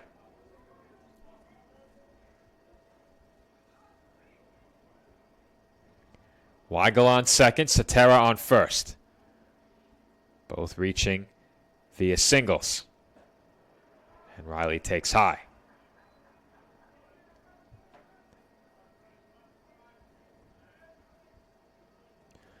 So we've mentioned it quite a bit already, but looking ahead to next week, we have softball scheduled for Tuesday and Wednesday. However, we do have softball tomorrow as well. Both baseball and softball will be here. But next week, we have Tuesday, Wednesday, Friday, Saturday, Sunday. You and I will be here on Tuesday, Wednesday, and Friday. Or you will not be here Friday, correct? I will not. You will not be here Friday. So I will be here Friday. Likely solo on Friday, as Riley draws a 4-pitch walk and the bases are loaded. That's the day I leave early for WrestleMania. I'm going to Atlantic City on that Friday. I'll be departing early on Saturday, hoping to get the call in for both games. I'll have a pretty good idea after game 1. What time are both games on Saturday? They start at noon. So game 1's at noon, game 2's at 2. 2 o'clock? Okay. If they wrap up at 4 o'clock, you should can be let the good. crew break down for me, and I should be good. Does give or take a drive to Philadelphia is what, 2.5? Maybe? No. No. An hour 20 tops. Hour 20 tops. If you don't hit traffic. On a Right. Saturday, you might. So you'd like to give yourself 2 hours. Well, I'll be there regardless, so I'll meet you at the stadium regardless. I better send you your ticket. Yeah, you most likely will have to. Yeah, I think you'll be there ahead of me. But my friends and I are going to be tailgating beforehand. Oh, I wish I knew. You can still come, obviously. I might have to. I just take you off the call now. You might have. What we might do, we have potentially Andrew Rotundo coming down and joining me for the first time during baseball and softball season. Has been a while. So we since would we've do seen game him. 1 together, and then game 2 would be his. So I'll talk to Andrew, see what his availability is. We're going to have a Sportsnet debut on Sunday. John Venezia coming in, helping us out, a friend of Nick Durst, recommended to me. So he will be debuting on Sunday. Now, my plan was to set them up for Sunday on Saturday. So what we would have to do is set up for that tomorrow and not use any of the equipment that we would need Sunday of next weekend over at softball, which is entirely possible. I think the only piece that would need to move is the wireless transmitter, which is a power supply and a couple of wires. So we should be okay. That also means I can't bring my laptop down with me. I'll have to bring my personal MacBook, which means a bit harder to work on the personal MacBook, but we'll manage. We'll get through next week. We'll get through it. As we mentioned before, warming up in the bullpen for Lincoln was Nick Spurlock. He is the new pitcher, left-hander. He will face Nico Rodriguez with the bases loaded and 2 outs. And you get the sense that the Dolphins come through with a big bases-clearing hit here. That might just put this game away early. Rodriguez would love an extra base hit, like his teammate Anthony Sotera had earlier, to clear the bases and give the Dolphins potential a 10-run lead. The lead is currently 7. Rodriguez behind 0-1. He's 0 for 1 in the game. Has walked in 2 at-bats. 1 official plate appearance, and he takes up and away for ball 1.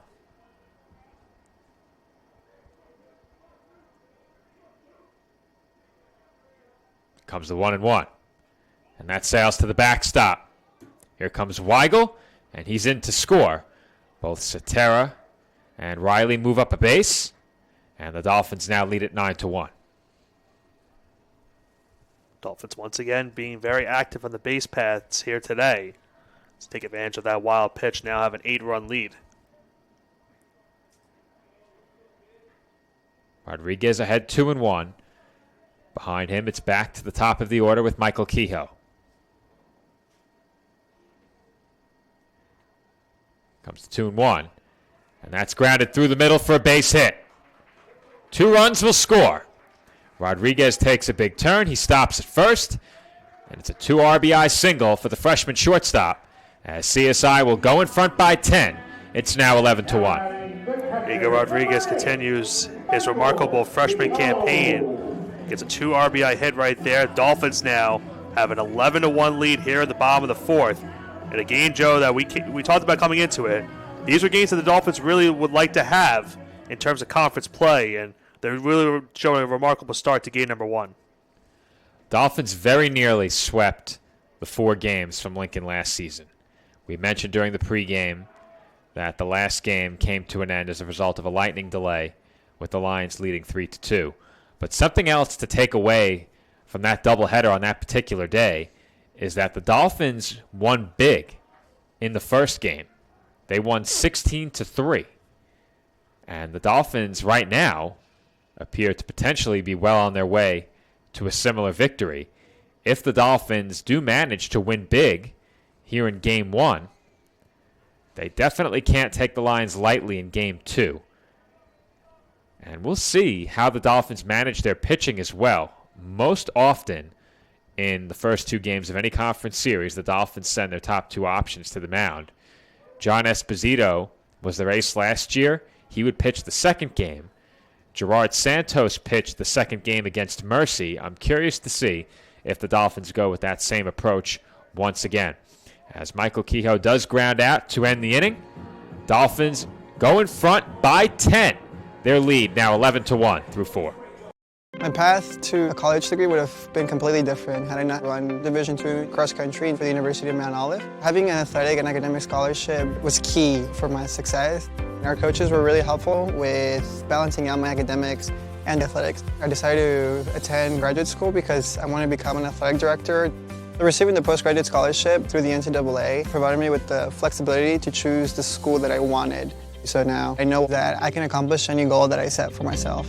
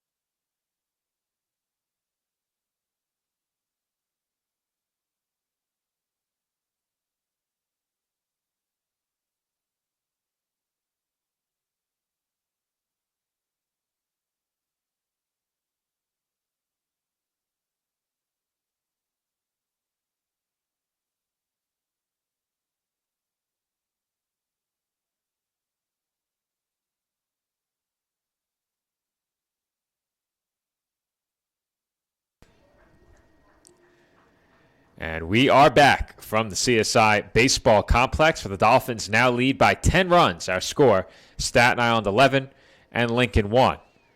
Ryan Kehoe back to the mound for the Dolphins here in the 5th inning. We have Kehoe entering the inning at 60 pitches. And the Dolphins would love to get as many innings out of him as possible in this one, as they look to save their bullpen with 3 games looming in the next 24 hours. As that's the line foul, and the count evens up at 1-1 on Miguel Agramonte. Especially with the amount of 9 games that we still have left between these two teams, the Dolphins certainly, if they can get Keogh to go maybe the full distance in this one, would be very crucial for them having to save their bullpen for the next 3 games. I'm very curious if Easter were not on Sunday, if the teams would have split the 4 games up 1-2-1 with a Friday, Saturday, Sunday. Travel would be tough for Lincoln on a Sunday. You hate to travel back on Sunday, which I think is why they go Thursday, Friday, Saturday, as the inning opens with a ground out, 1 away. But I would guess that the travel is the reason why they don't schedule Friday, Saturday, Sunday. That being said, with Sunday being Easter, they don't have that option to push the series back in the case of rain, and now they have to play 4 games in 2 days. And we know that next week with Stack, that's the scenario the Dolphins will face. We'll have 1 here, 2 at Stack, and then the final game on Sunday being back here at the baseball complex. Last year, it was obviously the reverse. I was at Stack scoring the doubleheader, as that's hit well out to right, and that ball is gone. There you go, Joe. You saw it. We spoke it into existence as Alex Jones drills a home run to the opposite field. That ball just kept carrying, Nick, and Jones has made it a 9-run game. It's now 11-2. Wow, we spoke it into existence, and the Fanatics are not going to be happy with us speaking it into existence. You're right. That ball definitely just kept carrying into right field. It didn't look like it was going to go over the wall for a second, but after talking about it earlier in the game, where you at least had not seen an opposite field home run, we now have seen it here with that home run. Lincoln now trails this game 11-2. And Nick, if our camera was out in right field today, there's a good chance that ball lands right next to it. It would have been very close. It would have been very close. That's typically where our camera goes. But after the incident with the legs, well, the leg was snapped in half by the wind, and I don't think there's any way to set up a camera with a good view of the pitcher and batter without setting it up in center field. I just don't think it works. And considering what the wind is like today, the legs would have been in a bad position again. We have set up the camera out in center field in the past, as that's grounded to short by Jalen Greenidge. He's thrown out by Rodriguez for out number 2. But we have set up a camera in center field in the past. We do have a high pod on campus. Now, I don't know what condition that thing is in. We last saw it, I believe, over the summer. It was not in good shape, very old, but perhaps good enough to get the job done, maybe. That being said, even when we use the high pod here at baseball, that camera would sway side to side very, very aggressively. On a day like today, it just wouldn't work. I think the best way to do it is to back the cart up against the fence, stand on the back of the cart, and then tie the camera to the fence. As Rodriguez makes a great play in the hole. He threw out Greenidge from shallow left field. Let's get one more look at that one. As the side is retired, Nico Rodriguez flashing the leather and showing off the arm over at shortstop. Records the final out of the inning. Here's a second look. Put this one on the SportsCenter top 10. What a play by Rodriguez to get that final out of the inning and now head us into the bottom of the 5th with CSI still on top. Dolphins lead it 11-2 following the home run by Alex Jones. CSI comes to bat after this. Being a champion takes more than talent, more than the perfect pass, more than using your head. Being a champion takes the spirit to always push harder, the ability to overcome any hurdle, and the fire to be the best. Welcome to Division II, where the pursuit is yours to create. And the question isn't, can you do it? It's, will you?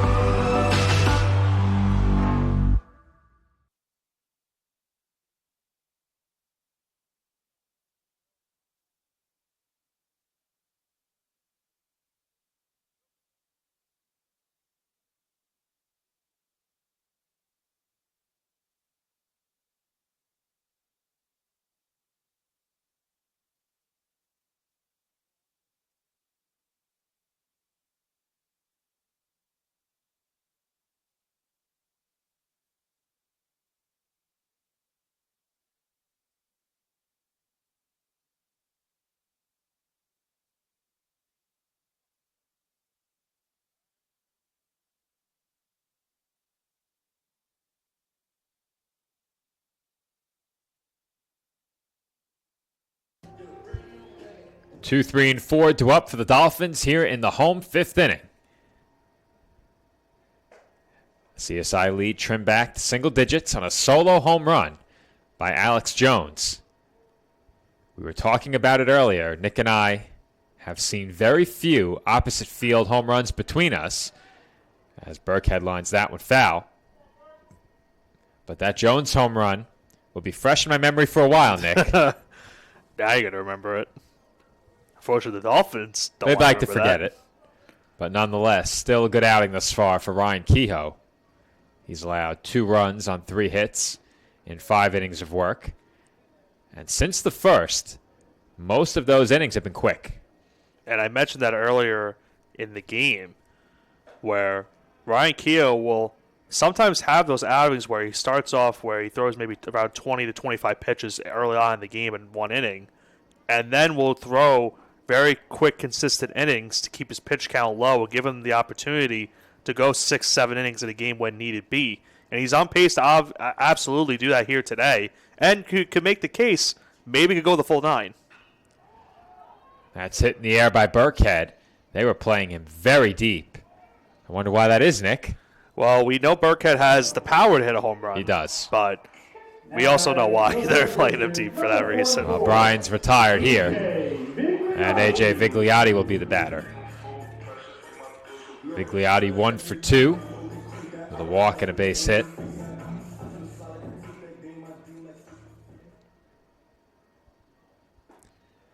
And he went around on the half swing.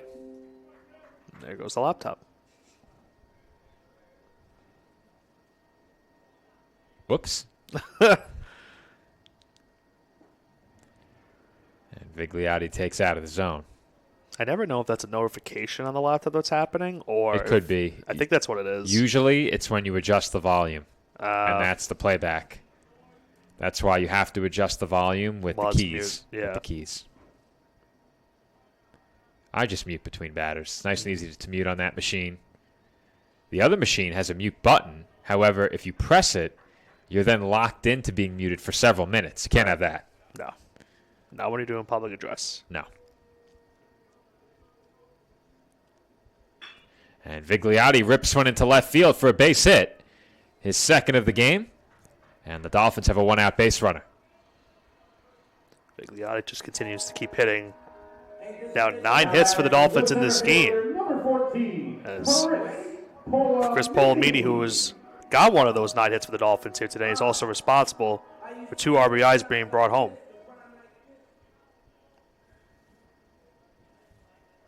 Spurlock will check on Vigliotti, who slides back in. Of the 9 Dolphin batters, 6 have recorded a hit in this game. Polomini takes outside.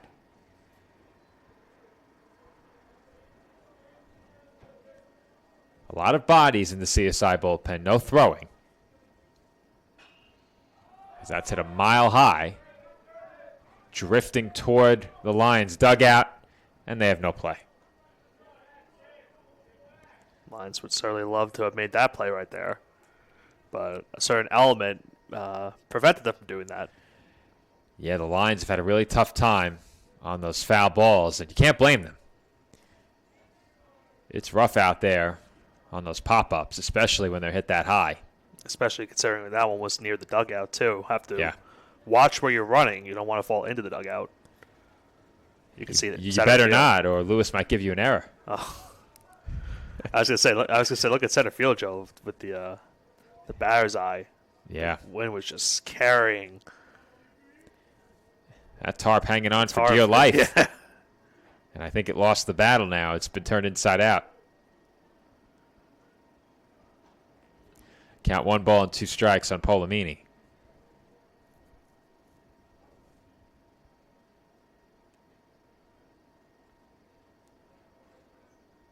comes the 1 and 2. And Polomini crushes one. Foul. Wow. Polomini hitting that one to the left side of the pole. He said, "What wind?" That ball was crushed. Heads up at the soccer field. Who hit the home run onto the soccer field? Was that Martin? It might have been. I think it was. That's fouled away.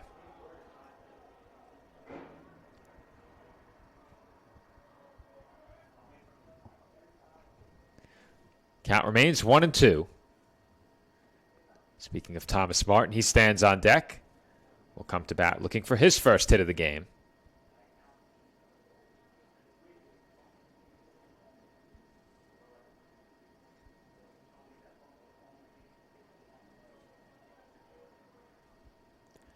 Long look in from Spurlock, and he will step off.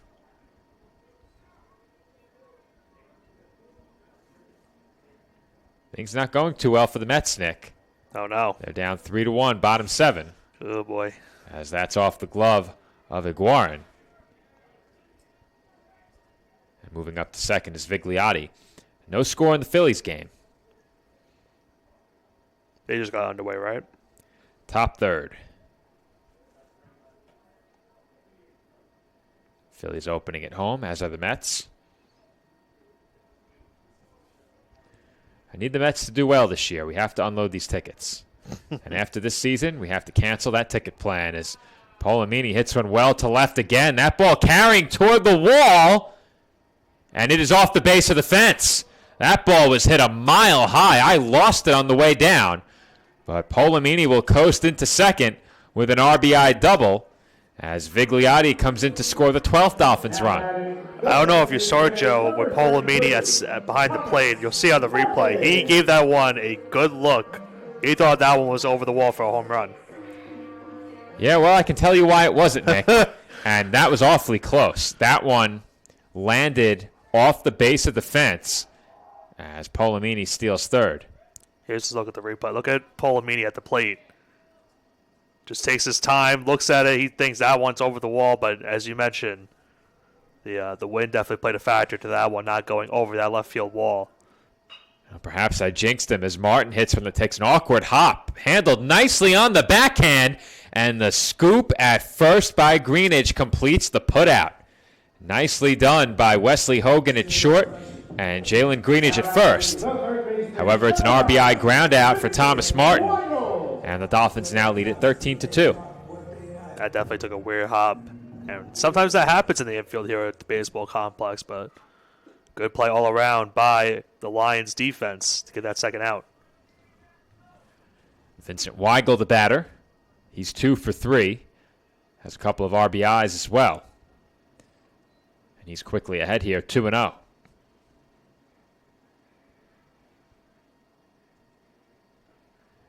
And Weigel looks at a strike.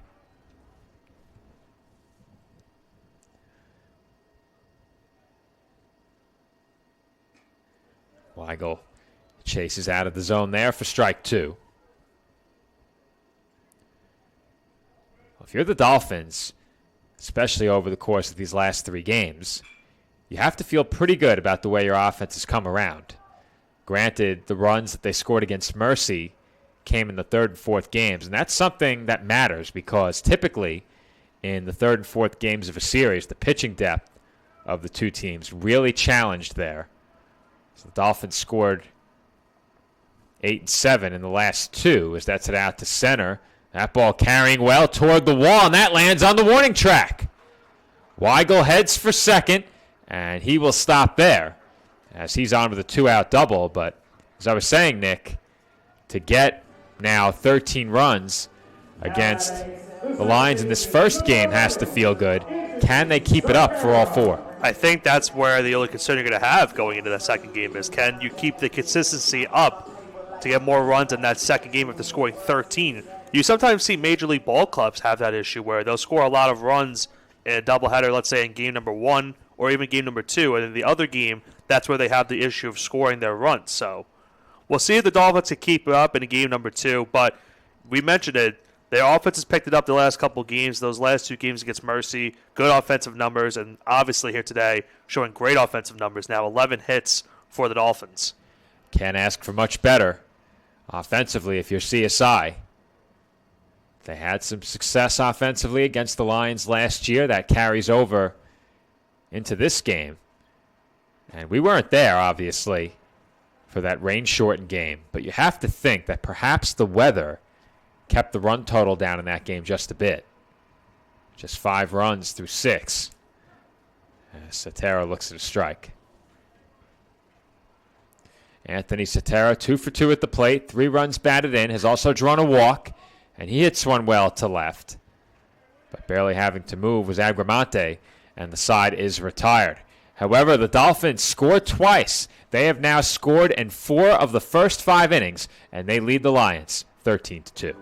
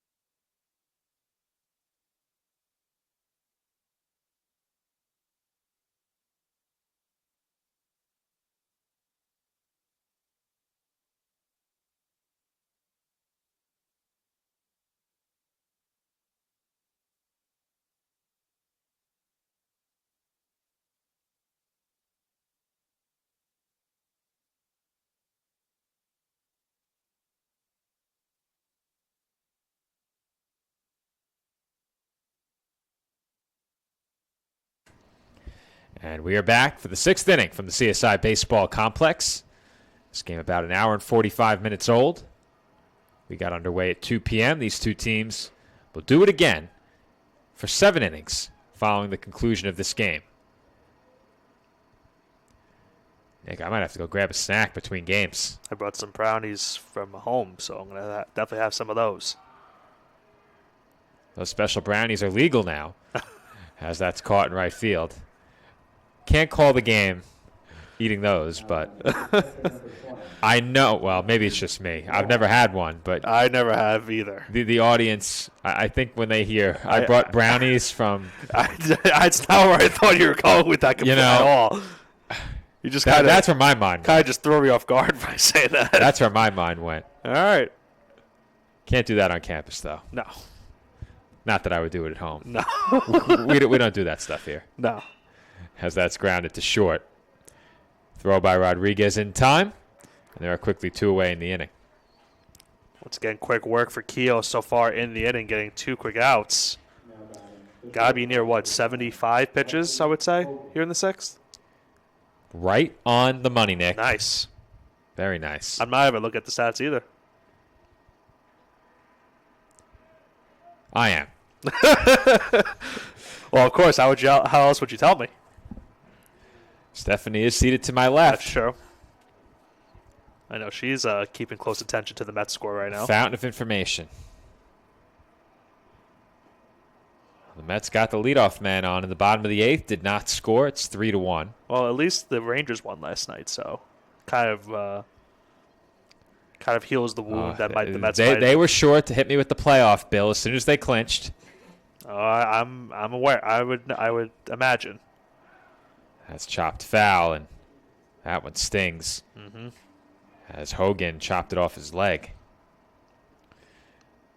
Have the Knicks officially clinched yet? They have not. They have not. Well, they hit me with the bill, too. I don't think that. Maybe they have. I just don't remember seeing them post anything about it. But they have to be very close. They have to be very close. Yeah, because there's about. I'm trying to think. They're on their way to the 2 seed, Nick. I think they have 12 games left in the season. They are well on their way to the 2 seed. Milwaukee is in a free fall. They do have. They have exactly 10, I think, actually remaining. Yeah, I was hoping they'd play Orlando. It's still But possible. My second choice would be Philadelphia. My third choice might be Miami. And if we stay or if we move on to the 2 seed, That's possible. then we're getting either Philadelphia or Miami in all likelihood. Those 2 teams are 7-8 right now. Yep. So Right now, if the season ended, we'd be playing Indiana in the first round. I don't know if I would go to Miami for the game. I would consider it. I would definitely yeah. go to Orlando. I would definitely go to Philadelphia, as Hogan swung and missed there. No need to complete the put out at first. He's limping off So you could see him limping after off fouling the that field. ball off his leg. Yeah, he was definitely uncomfortable to finish that at bat. But Ryan Kehoe looking very comfortable out on the mound. His team has an 11-run lead as they come to bat in the home 6th.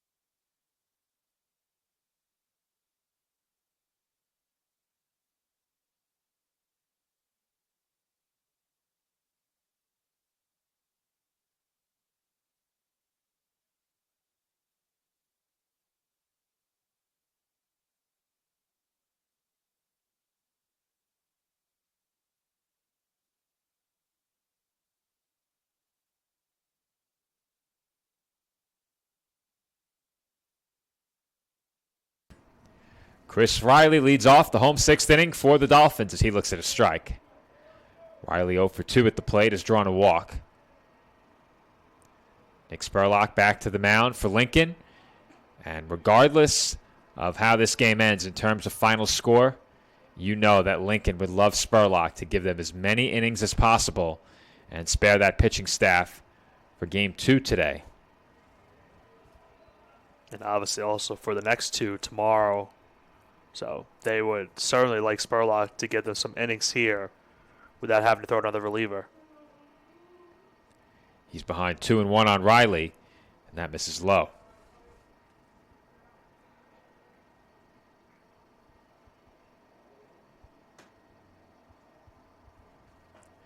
That sails up and away for ball 4. There's one thing that will ensure that you can't provide those innings your team needs. It's walks.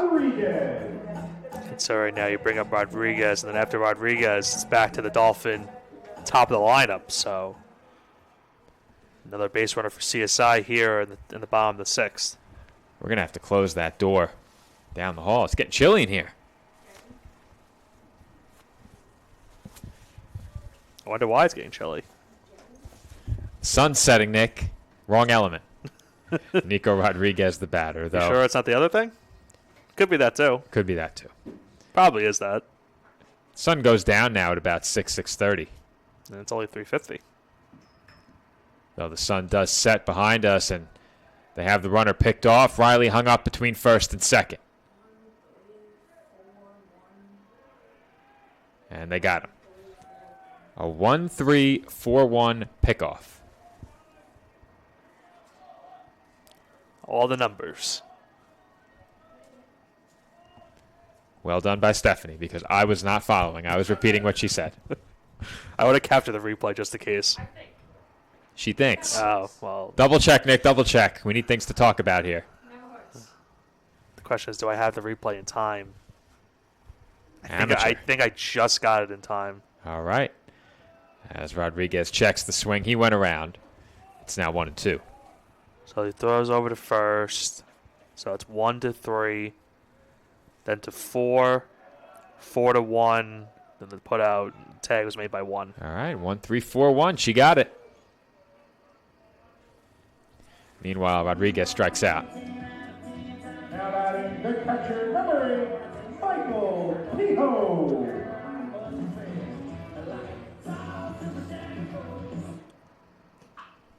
Michael Kehoe, the batter, he grounds that one foul.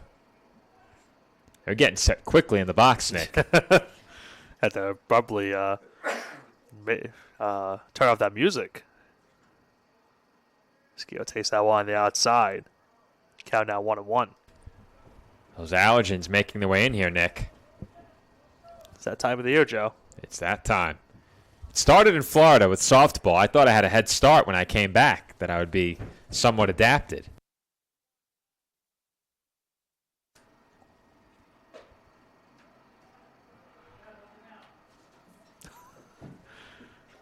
I wonder what the count is. Count's 3-1. That pitch misses high for ball 4. He must be too busy talking about the Mets also. I don't know what they're doing in there. I'm not sure either. They must have been very distracted. Anthony Iracy. See Anthony Iracy come up to bat for the first time today. He came in as a defensive sub for Brian Burkhead the last half inning. Forgot to mention that as those changes are passed along in the room next door. Iracy looks at a strike.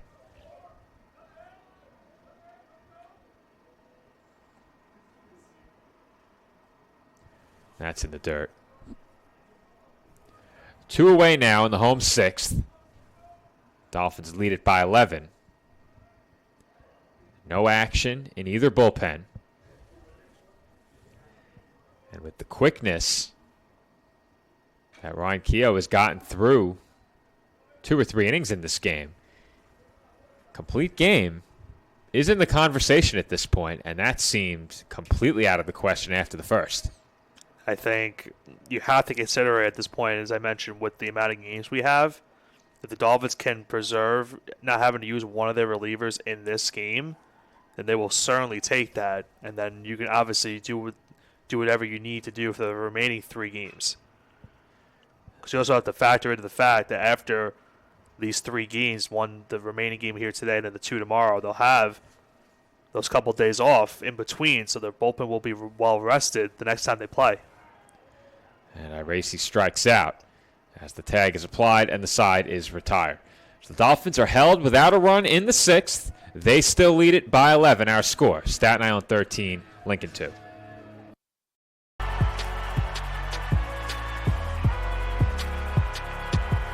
Number 32, Kyle Hornsby. Inside the 30. Touchdown. Michaela burns it.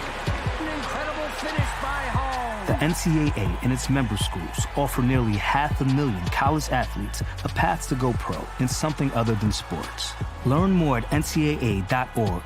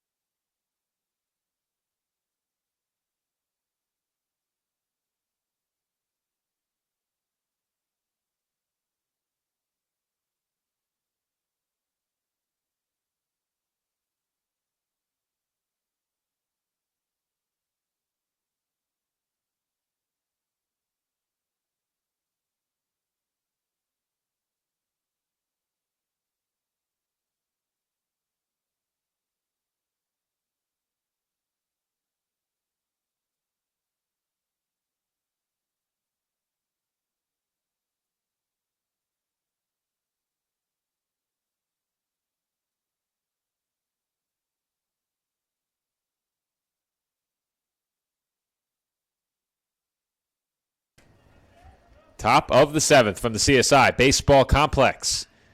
As that ball's hit well to right field, the wind will carry this one toward the wall, and that lands at the base of the fence.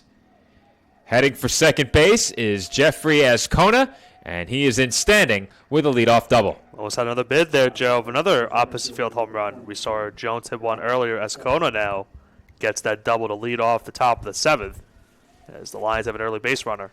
Well, if you're looking for a long ball, right field is the place to be. And we saw it during the last half inning. The Lions were playing the Dolphins very, very deep in the right field corner, and you can see why. Also, look at the shift of the Dolphins' outfield. Look how far in right center Polomini is playing. There is nobody in left center field. Yep.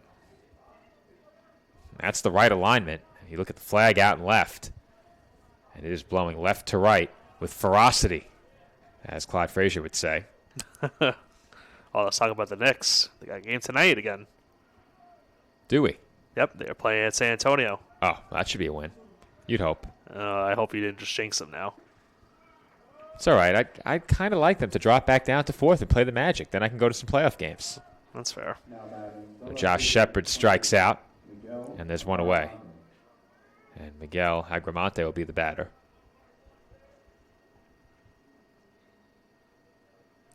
Agramonte 0 for 1. He's drawn a walk.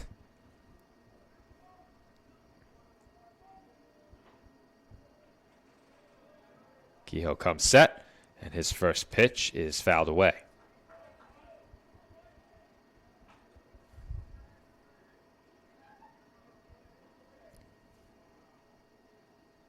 They're in the bottom of the 8th at Citi Field.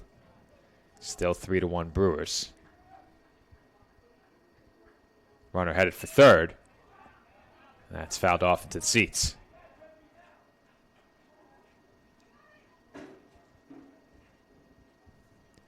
No souvenirs here at the baseball complex. Those get returned.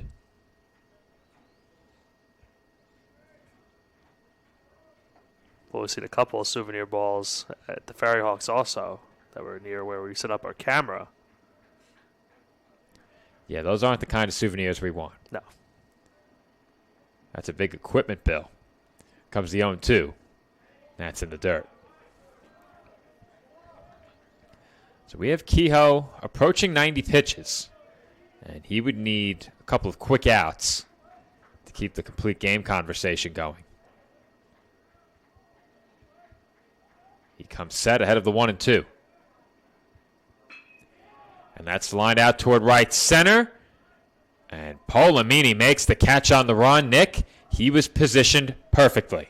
Right place, right time for Polomini on that one. You mentioned before the at-bat of how the Dolphins outfielders were positioned towards right center field. No one in left center. And if not for him being positioned where he was, that would have been an extra base hit for the Lions right there. So a huge out recorded by Polomini. No doubt about it. That was a gapper off the bat. But Polomini's positioning took away a hit. And it will be left to Alex Jones, who homered off of Kehoe his last time up. He's 1 for 2 in the game, has drawn a walk, and has the home run. That's taken high.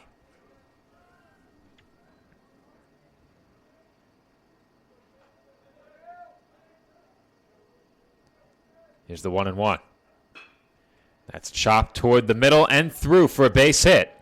And Alex Jones has his second RBI as he drives in Ascona from third, and it's now 13-3. Alex Jones having himself a nice day at the plate. Brings home another RBI, as you mentioned, the home run his last time up. Now an RBI single up the middle, giving the Lions their third run of the game. That will bring up Jalen Greenidge. Greenidge 0 for 3, and he takes out of the zone for ball 1.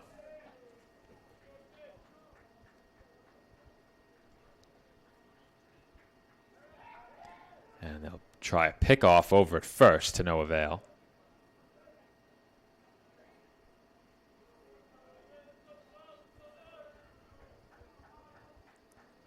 And again, Kehoe throws over, but the runner gets back.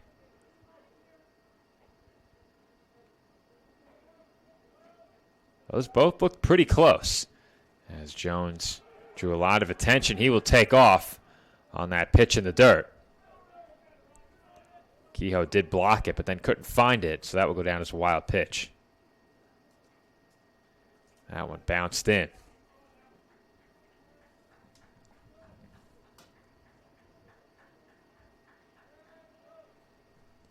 Two 2-0 the count. There's a big swing and a miss by Greenidge.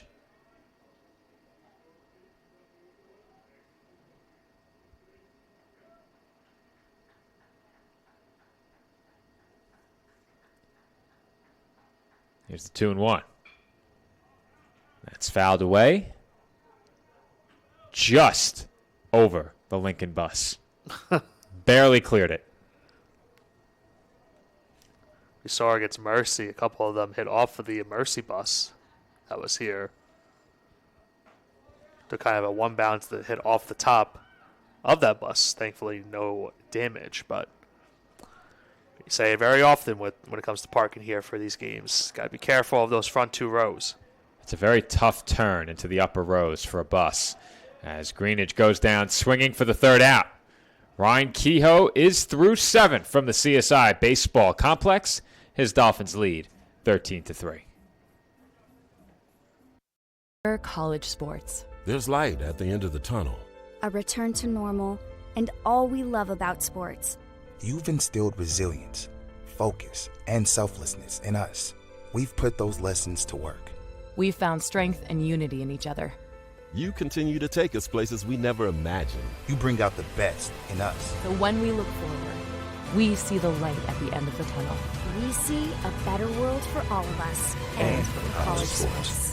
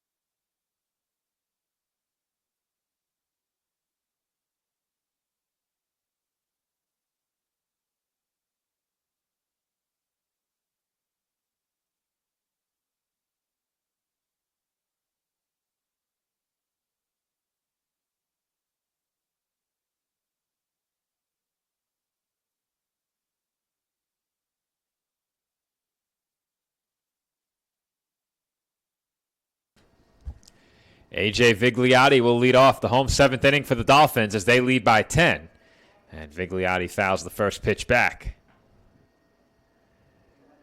There is still no action in the CSI bullpen as Ryan Kehoe quickly approaches 100 pitches. And Vigliotti hits one well to left. Stumbling for just a moment was Agramante. He has no play. That rolls to the wall, and Vigliotti is into second base standing with a leadoff double. Another extra base hit for the Dolphins in this game, Joe. They've just been doing a great job offensively in this one. I think now their 12th hit with that base hit right there, that double for Vigliotti. That is indeed number 12 for the Dolphins in this game. Vigliotti has 3 of them. Both he and Vincent Weigel 3 for 4 now. The man at the plate, Chris Polamini, will look for his 3rd hit in this at-bat. He's 2 for 3. 3 runs batted in. Chance for one more here. The question is whether or not the Dolphins send Vigliotti. Typically up 10, runners go station to station and nothing more. Though on a double, I think it's within etiquette to send him on a double. It would have to be a double. Yeah, that's popped up. Falling fast in center, and that's down for a hit.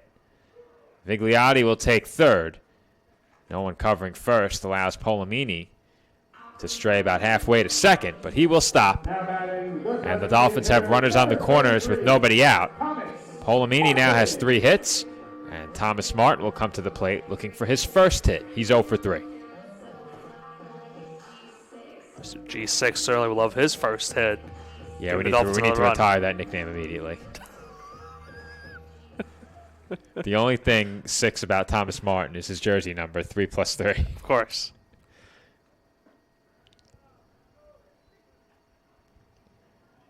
Martin ahead 1-0. Now, did you say that first, or did Nick Durst say that? That was definitely not me. Yeah, I didn't think it was you. That needs to stop.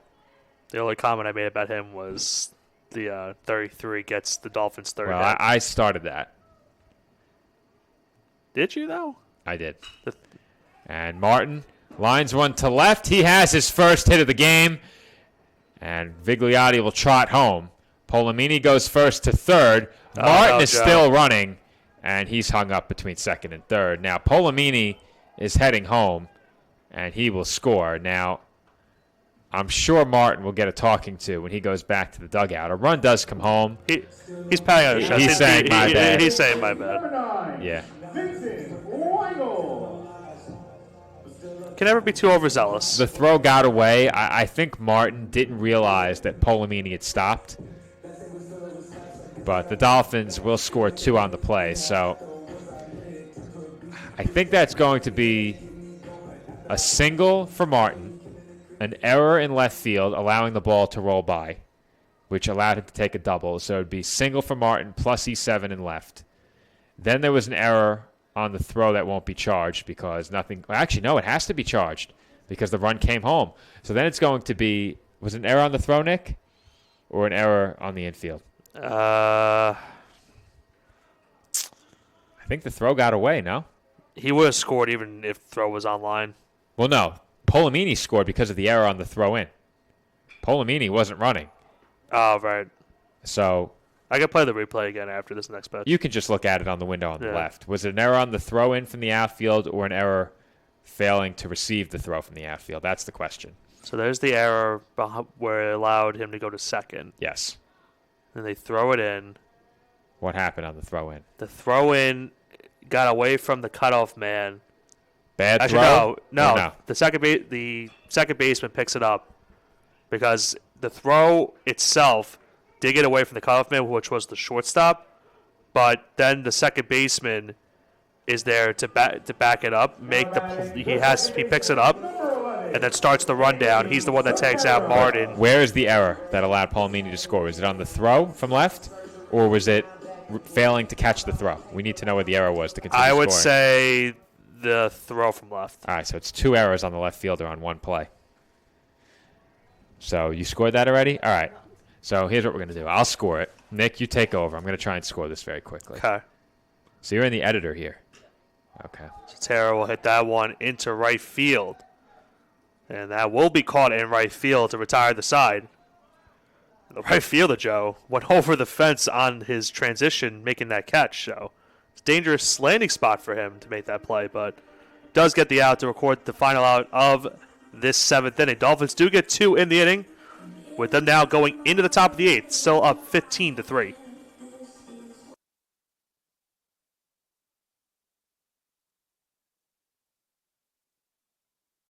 Across divisions, sports, championships, and schools for nearly 500,000 student athletes. College sports create lifelong opportunity, and that starts with education. We've raised the academic bar, so more are earning degrees, creating healthier campuses by working with the nation's brightest minds, and making sure more have the chance to succeed and are supported on their journey. But beyond the numbers, it's about opportunity, and we're working to provide it for every student athlete.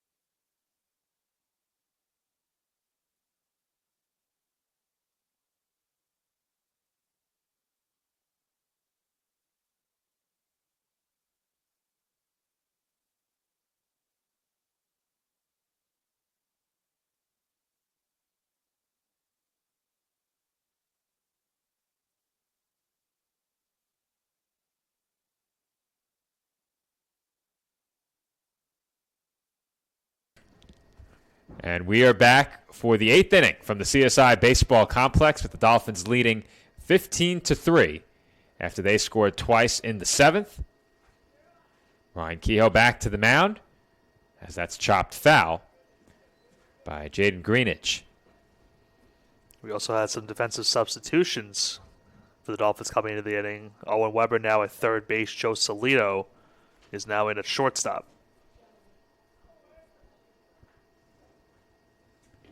1-1 the count on Greenidge. And that is a foul ball. Count now 1-2. That last pitch, number 100 for Ryan Kehoe. And there is action in the Dolphins bullpen. Now, we haven't seen Aiden Keelty pitch all season. However, he was a huge part of the CSI bullpen last year. He is throwing right now.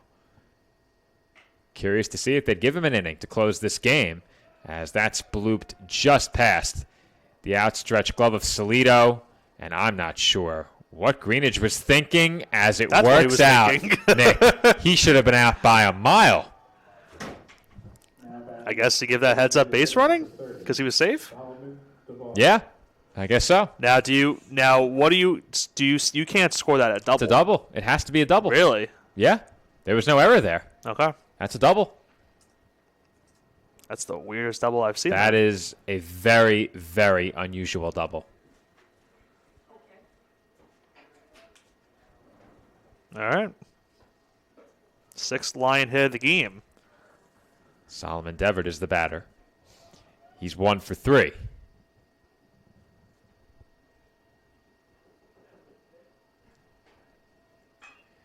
That's grounded toward the hole on the right side, and Cetera boots it.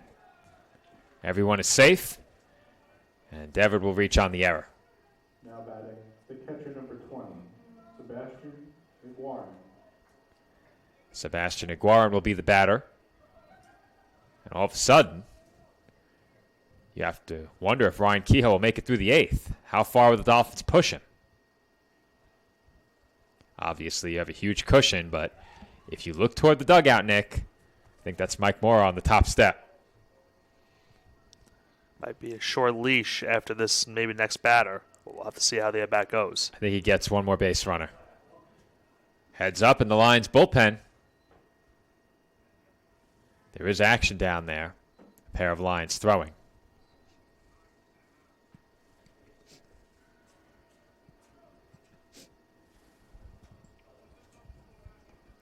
Iguaran 0 for 2.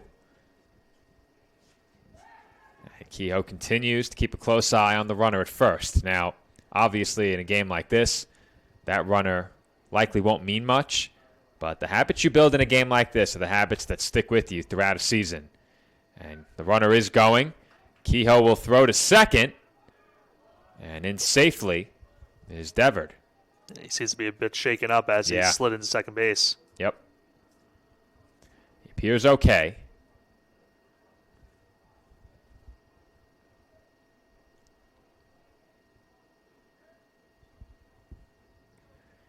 Now 2 in scoring position with nobody out. And I think if Kehoe has any other result other than a pop-up or a strikeout here, that would be it for him. Breaking ball misses. Nick was trying to introduce some music to the broadcast. The whole room just turned and looked. It was really quick. I forgot I had a video opened during our commercial break. If you blink, you missed it. As that swung on and missed. Iguaran is out. And there's one away. Now batting, the shortstop number 10, Wesley Hogan. That will bring up Wesley Hogan.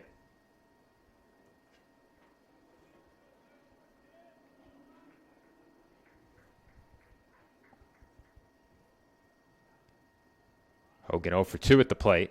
Checked his swing, but that's called strike, as they do say he went around.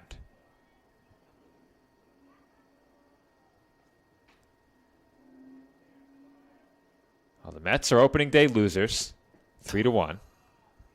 No surprise there. Yikes. Still no score in the Phillies game. It's going to be a long year. That jinx is going to be that you might have jinxed the Phillies now the way you're talking. It is going to be a very, very long year in Flushing. As that swung on and missed. I hope that's not the case. Even though I'm a Phillies fan, I do not want the Mets to be bad. Well, you and our other colleague Nick Durst don't want that either. I have one more year with these season tickets. I need to move them. If you know anybody who wants to go to a Mets game, have them give me a call. I certainly don't. That's it out to right. Tailing away, and that lands off the fence. That ball once again just kept on carrying and headed for third base. And in standing with a triple is Wesley Hogan as 2 runs come in to score. It's now 15-5. That one almost was another opposite field home run for Hogan this time around. And you mentioned it hit off that fence, getting a 2-run triple, and now making this a 15-5 game. We have not seen many putouts in that right field corner, as it seems today you can't play deep enough as the right fielder. Riley kept chasing, and he has good range in the outfield. Even Chris couldn't get there. Jeffrey Azcona will be the batter. He's 1 for 2. And that misses to even up the count at 1.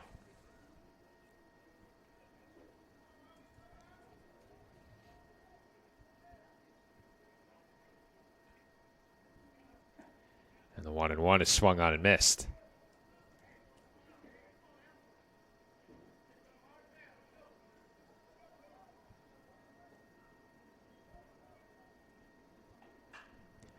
That's fought off foul.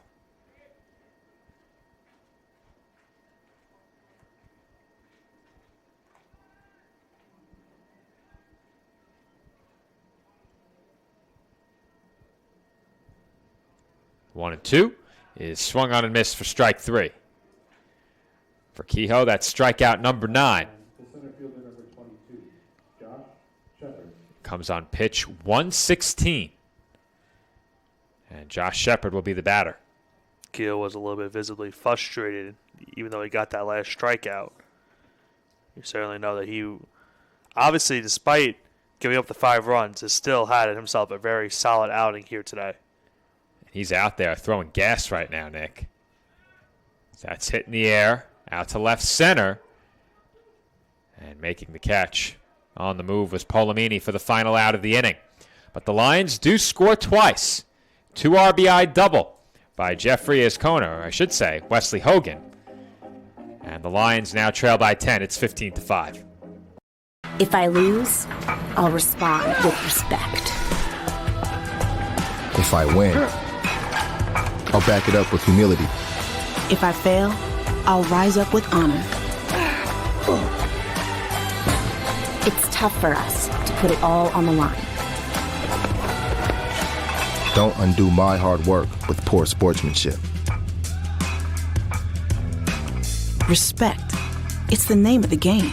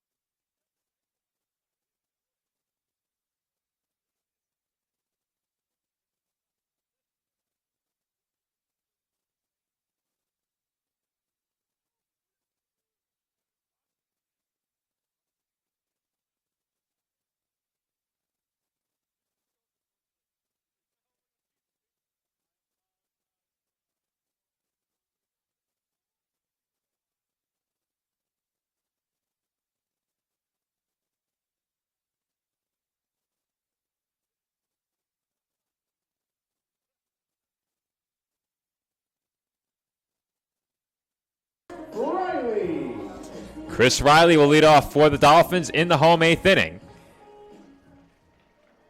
After the Lions scored twice in the top half of the frame, 2 RBI double for Wesley Hogan. Staten Island 15, Lincoln 5. As that misses inside to Riley, evening up the count at 1. Good news for Lincoln is that Nick Spurlock has been able to get them the innings they needed to save their bullpen. And Riley rips one foul. But he works here in the 8th, and barring a big rally by the Lions, they shouldn't need any more pitching following this half inning.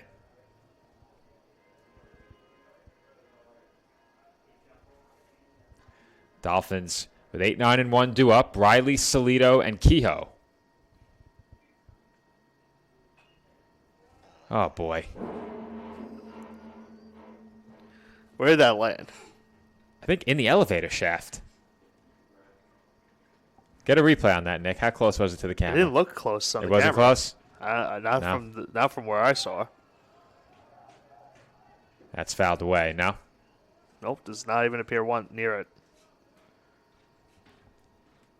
Let's see where Alex Martinez retrieves the ball. So it was a bit low. Surprised we didn't see it at all. I didn't see it once.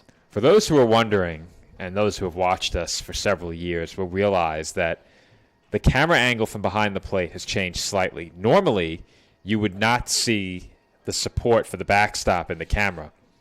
However, at some point, the elevator shaft, which had the elevator positioned at the top up here near the booth, that elevator area collapsed down into the bottom of the elevator shaft. That elevator has not worked in years. I think the last time we used it was 2018, maybe 2017. So it was many years ago. And eventually it had just stopped working. The key no longer worked. And you couldn't close the door. That was the issue. The door would not stay shut, which means the elevator can't operate. Either way, we now can't put the tripod in the elevator shaft. So it's backed up a bit, and it's also moved over to the left. And you almost accidentally put the tripod in there without realizing that it was all caved in. That would have been that would have definitely been on the well, that would have been the end of that camera. Yep.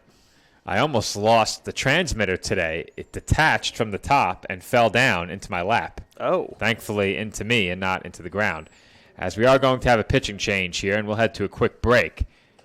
Dwayne Davis coming on out of the Lions bullpen. He will look to record the final 3 outs of this game for Lincoln, barring a rally for them in the 9th. Dolphins have a leadoff base runner when we come back after this. When all eyes are on the court, we're focused on what matters most, preparing college athletes for a lifetime of opportunity. After the buzzer, off the court, it's about education and working to earn a degree. Creating healthier campuses through groundbreaking research and policies. And a fair shot so dreams can stay on track. United as an association, we've got work to do. We're building a pathway to lifelong opportunity.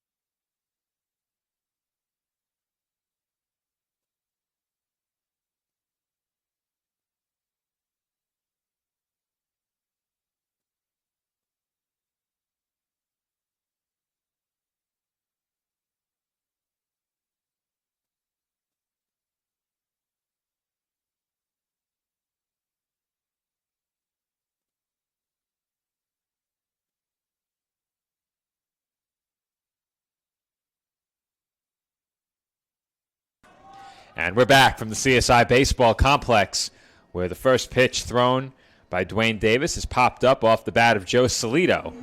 Out recorded right along the line near first, and there's one away. Oh, no, Lou. Oh, no. Michael Keogh was not up to the bat.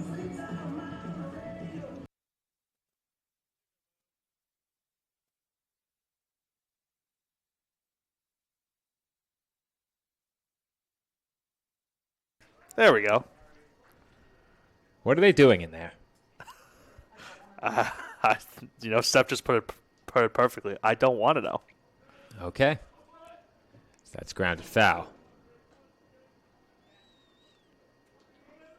I heard the whole song and the announcement, and I just had to shake my head. That's all I can do right now. We almost got through the whole game. Almost. Robo Foreman's moving up the pecking order real quick. Though it doesn't really matter if Robo Foreman does the PA or not. Somebody has to click it. Right. That's chopped foul. As someone once said, someone's got to do something. Yeah, well, that guy's not here anymore. I'll leave it at that. 1-2 the count. The funny thing is, and not really funny for me, as that one hit Agostinelli, he will take first. Warren complaining that Agostinelli leaned into it with his elbow. Now batting the left fielder, number 17, Anthony Iracy. There we go. You got the right one this time.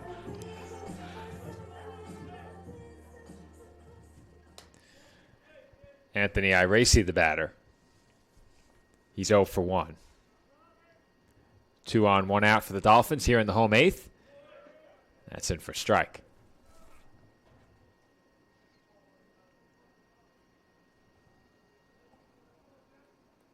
Comes the 0-1. That catches the inside corner. A.J. Vigliotti is in the on-deck circle. So he will bat for himself. He's 3 for 4. Chris Polamini 3 for 4 behind him.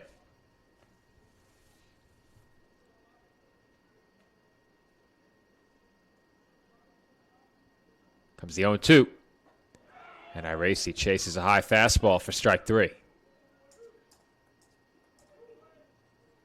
2 down, the inning brings up Vigliotti. And an RBI. Batting the first baseman, number 44, A.J. Vigliotti.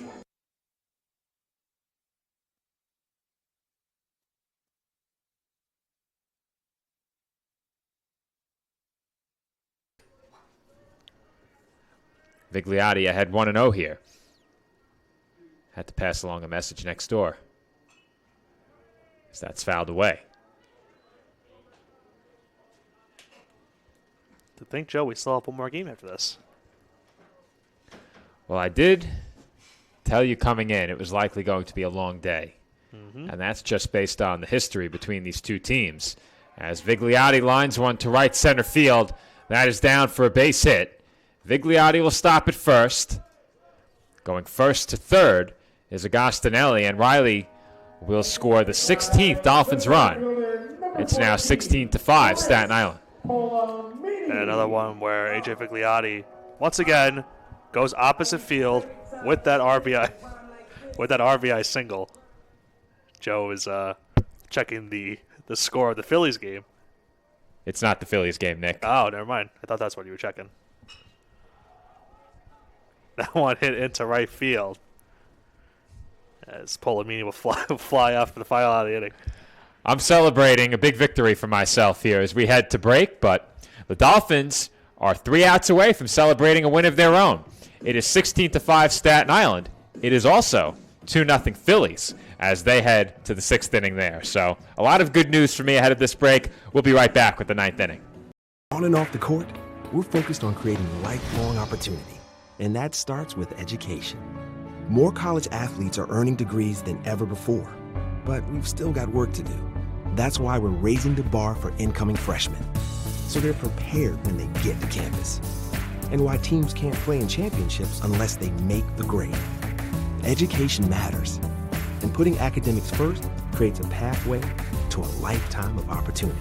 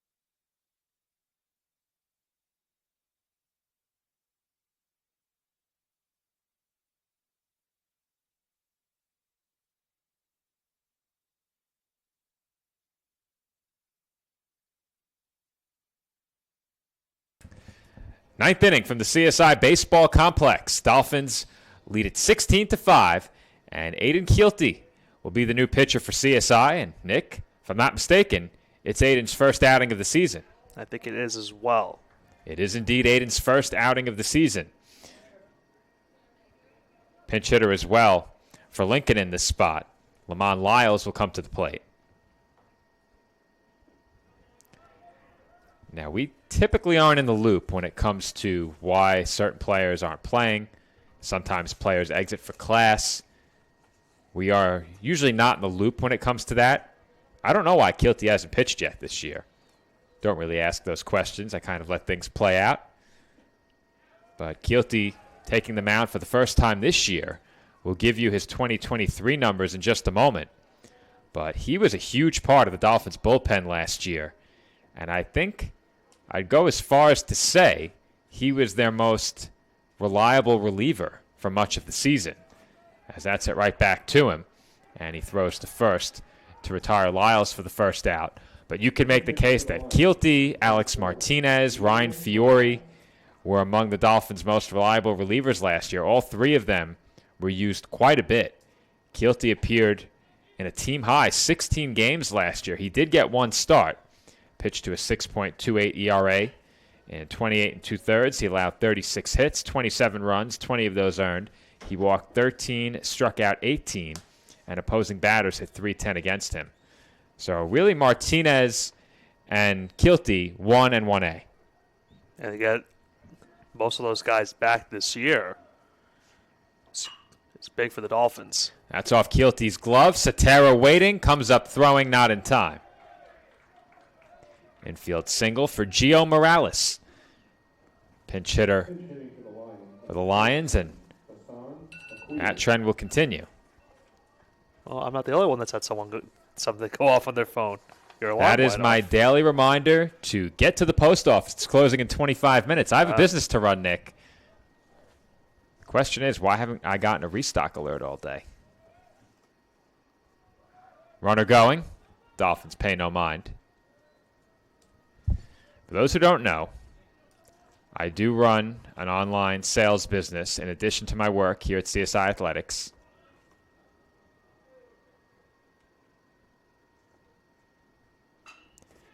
And that's it out to shallow left, and that is down for a hit. Heading home is Morales, and he will score. It's pinch hit, RBI single for Hassan Akil. And the Lions are back to within 10. It's 16-6.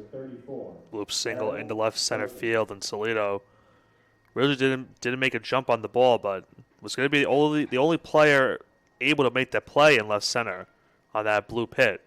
But the Lions will take advantage to get their 6th run of the game. So Darrell Husband will be the batter here as the Lions continue to send pinch hitters to the plate.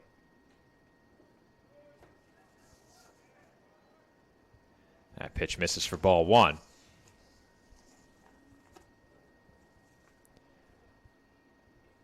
Typically, we've had to wait about 20 to 25 minutes between games here at the baseball complex. So we'll see exactly how quickly these two teams look to get underway. Scheduled pitch was around 5 o'clock, so they're in a pretty good spot to meet that time right now if this game ends within the next 5 or 10 minutes. Runner going again, and the Dolphins neglect to throw. Now, these will go in as stolen bases for now. I don't know if they have defensive indifference in Stat Crew. I would think they do. I'm not sure. But do they even score it like that though in regular, like in professional? I would just figure they just count as a stolen base regardless if they throw it or not. Yeah.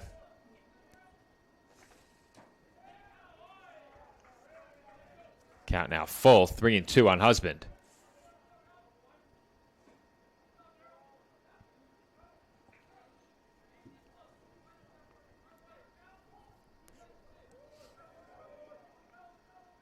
Comes to 3-2. That's chopped foul.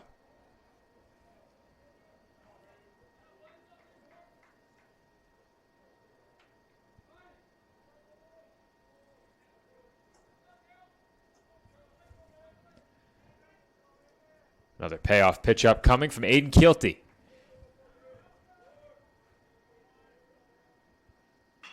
That's chopped to first. Figliotti has it. He'll take it himself, and there are 2 away. Dolphins 1 out away from taking game 1 of this doubleheader. Again, their second conference win of the season. Solomon Devered will be the batter. Lions down to their final out here.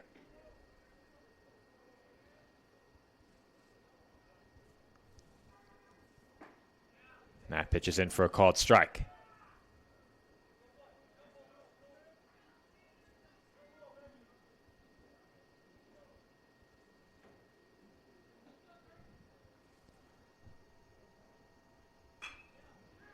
That's chopped to the left side, and the Dolphins will not have a play at first. It's thrown away off the front of the Lincoln dugout. A run will score. That should go down as a hit regardless. No question. Devered has an infield single. 2 runs home for the Lions here in the 9th. It's now 16-7. Some tough luck in this inning for Keelty. Obviously, the 2 stolen bases really not contested by the Dolphins. And then the bloop into left field, an infield hit. And with that, the Lions now have double-digit hits in the game. They have 10. The Dolphins with 15 hits have scored 16 times. The Lions on 10 hits have scored just 7 times. And now Keelty is behind 2-0 on Billy Bowen.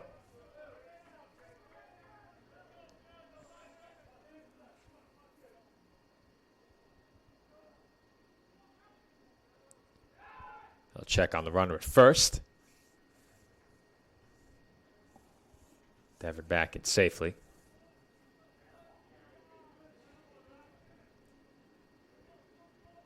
Comes the 2-0. That's on the corner for a strike.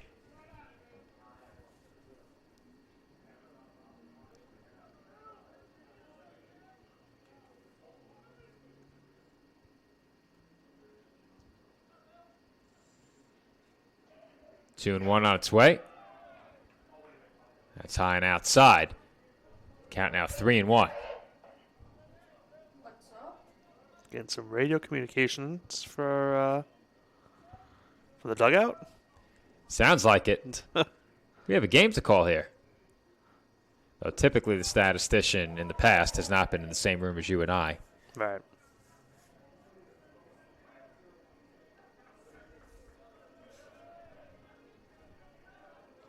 That was something. That might have been an accidental pressing of the talk button. As that is swung on and missed for strike 3, and the ball game is over. Keelty strikes out Bowen to bring the top half of the ninth to a close. The Lions do score twice, but that is not enough as the Dolphins take a 9-run victory in Game 1 of today's East Coast Conference doubleheader. They defeat Lincoln University 16-7. And Dolphins had a lot of good things go for them in this game, Joe. Obviously, 15 hits, 16 runs. They also took advantage of the 6 errors the Lions had in this game. And even with Ryan Kehoe, he did give up 5 runs in this game. I believe 4, though, being earned. But after a bad first inning in which he had a very high pitch count, Kehoe worked himself into getting some very quick innings, got himself into the position to throw 8 innings in this game and get himself the win. And now the Dolphins, they go to 2-3 in conference play and a chance to be 500 in conference play if they can get the doubleheader sweep here tonight. Dolphins can switch their fortunes very quickly. The 1-3 start very well could become a distant memory with another win here this afternoon. We expect Game 2 to get underway at some time between 5 and 5:15, about 20 or 25 minutes from now. So until then, Nick and I will sign off. Both of us will be back with you for Game 2 of today's East Coast Conference doubleheader between the College of Staten Island and Lincoln University. Until then, this has been Joe Foreman, once again for Nick Pavona and all of us here at the College of Staten Island. Thank you for watching. Game 2 coming up right back here on the ECC Network in about 25 minutes.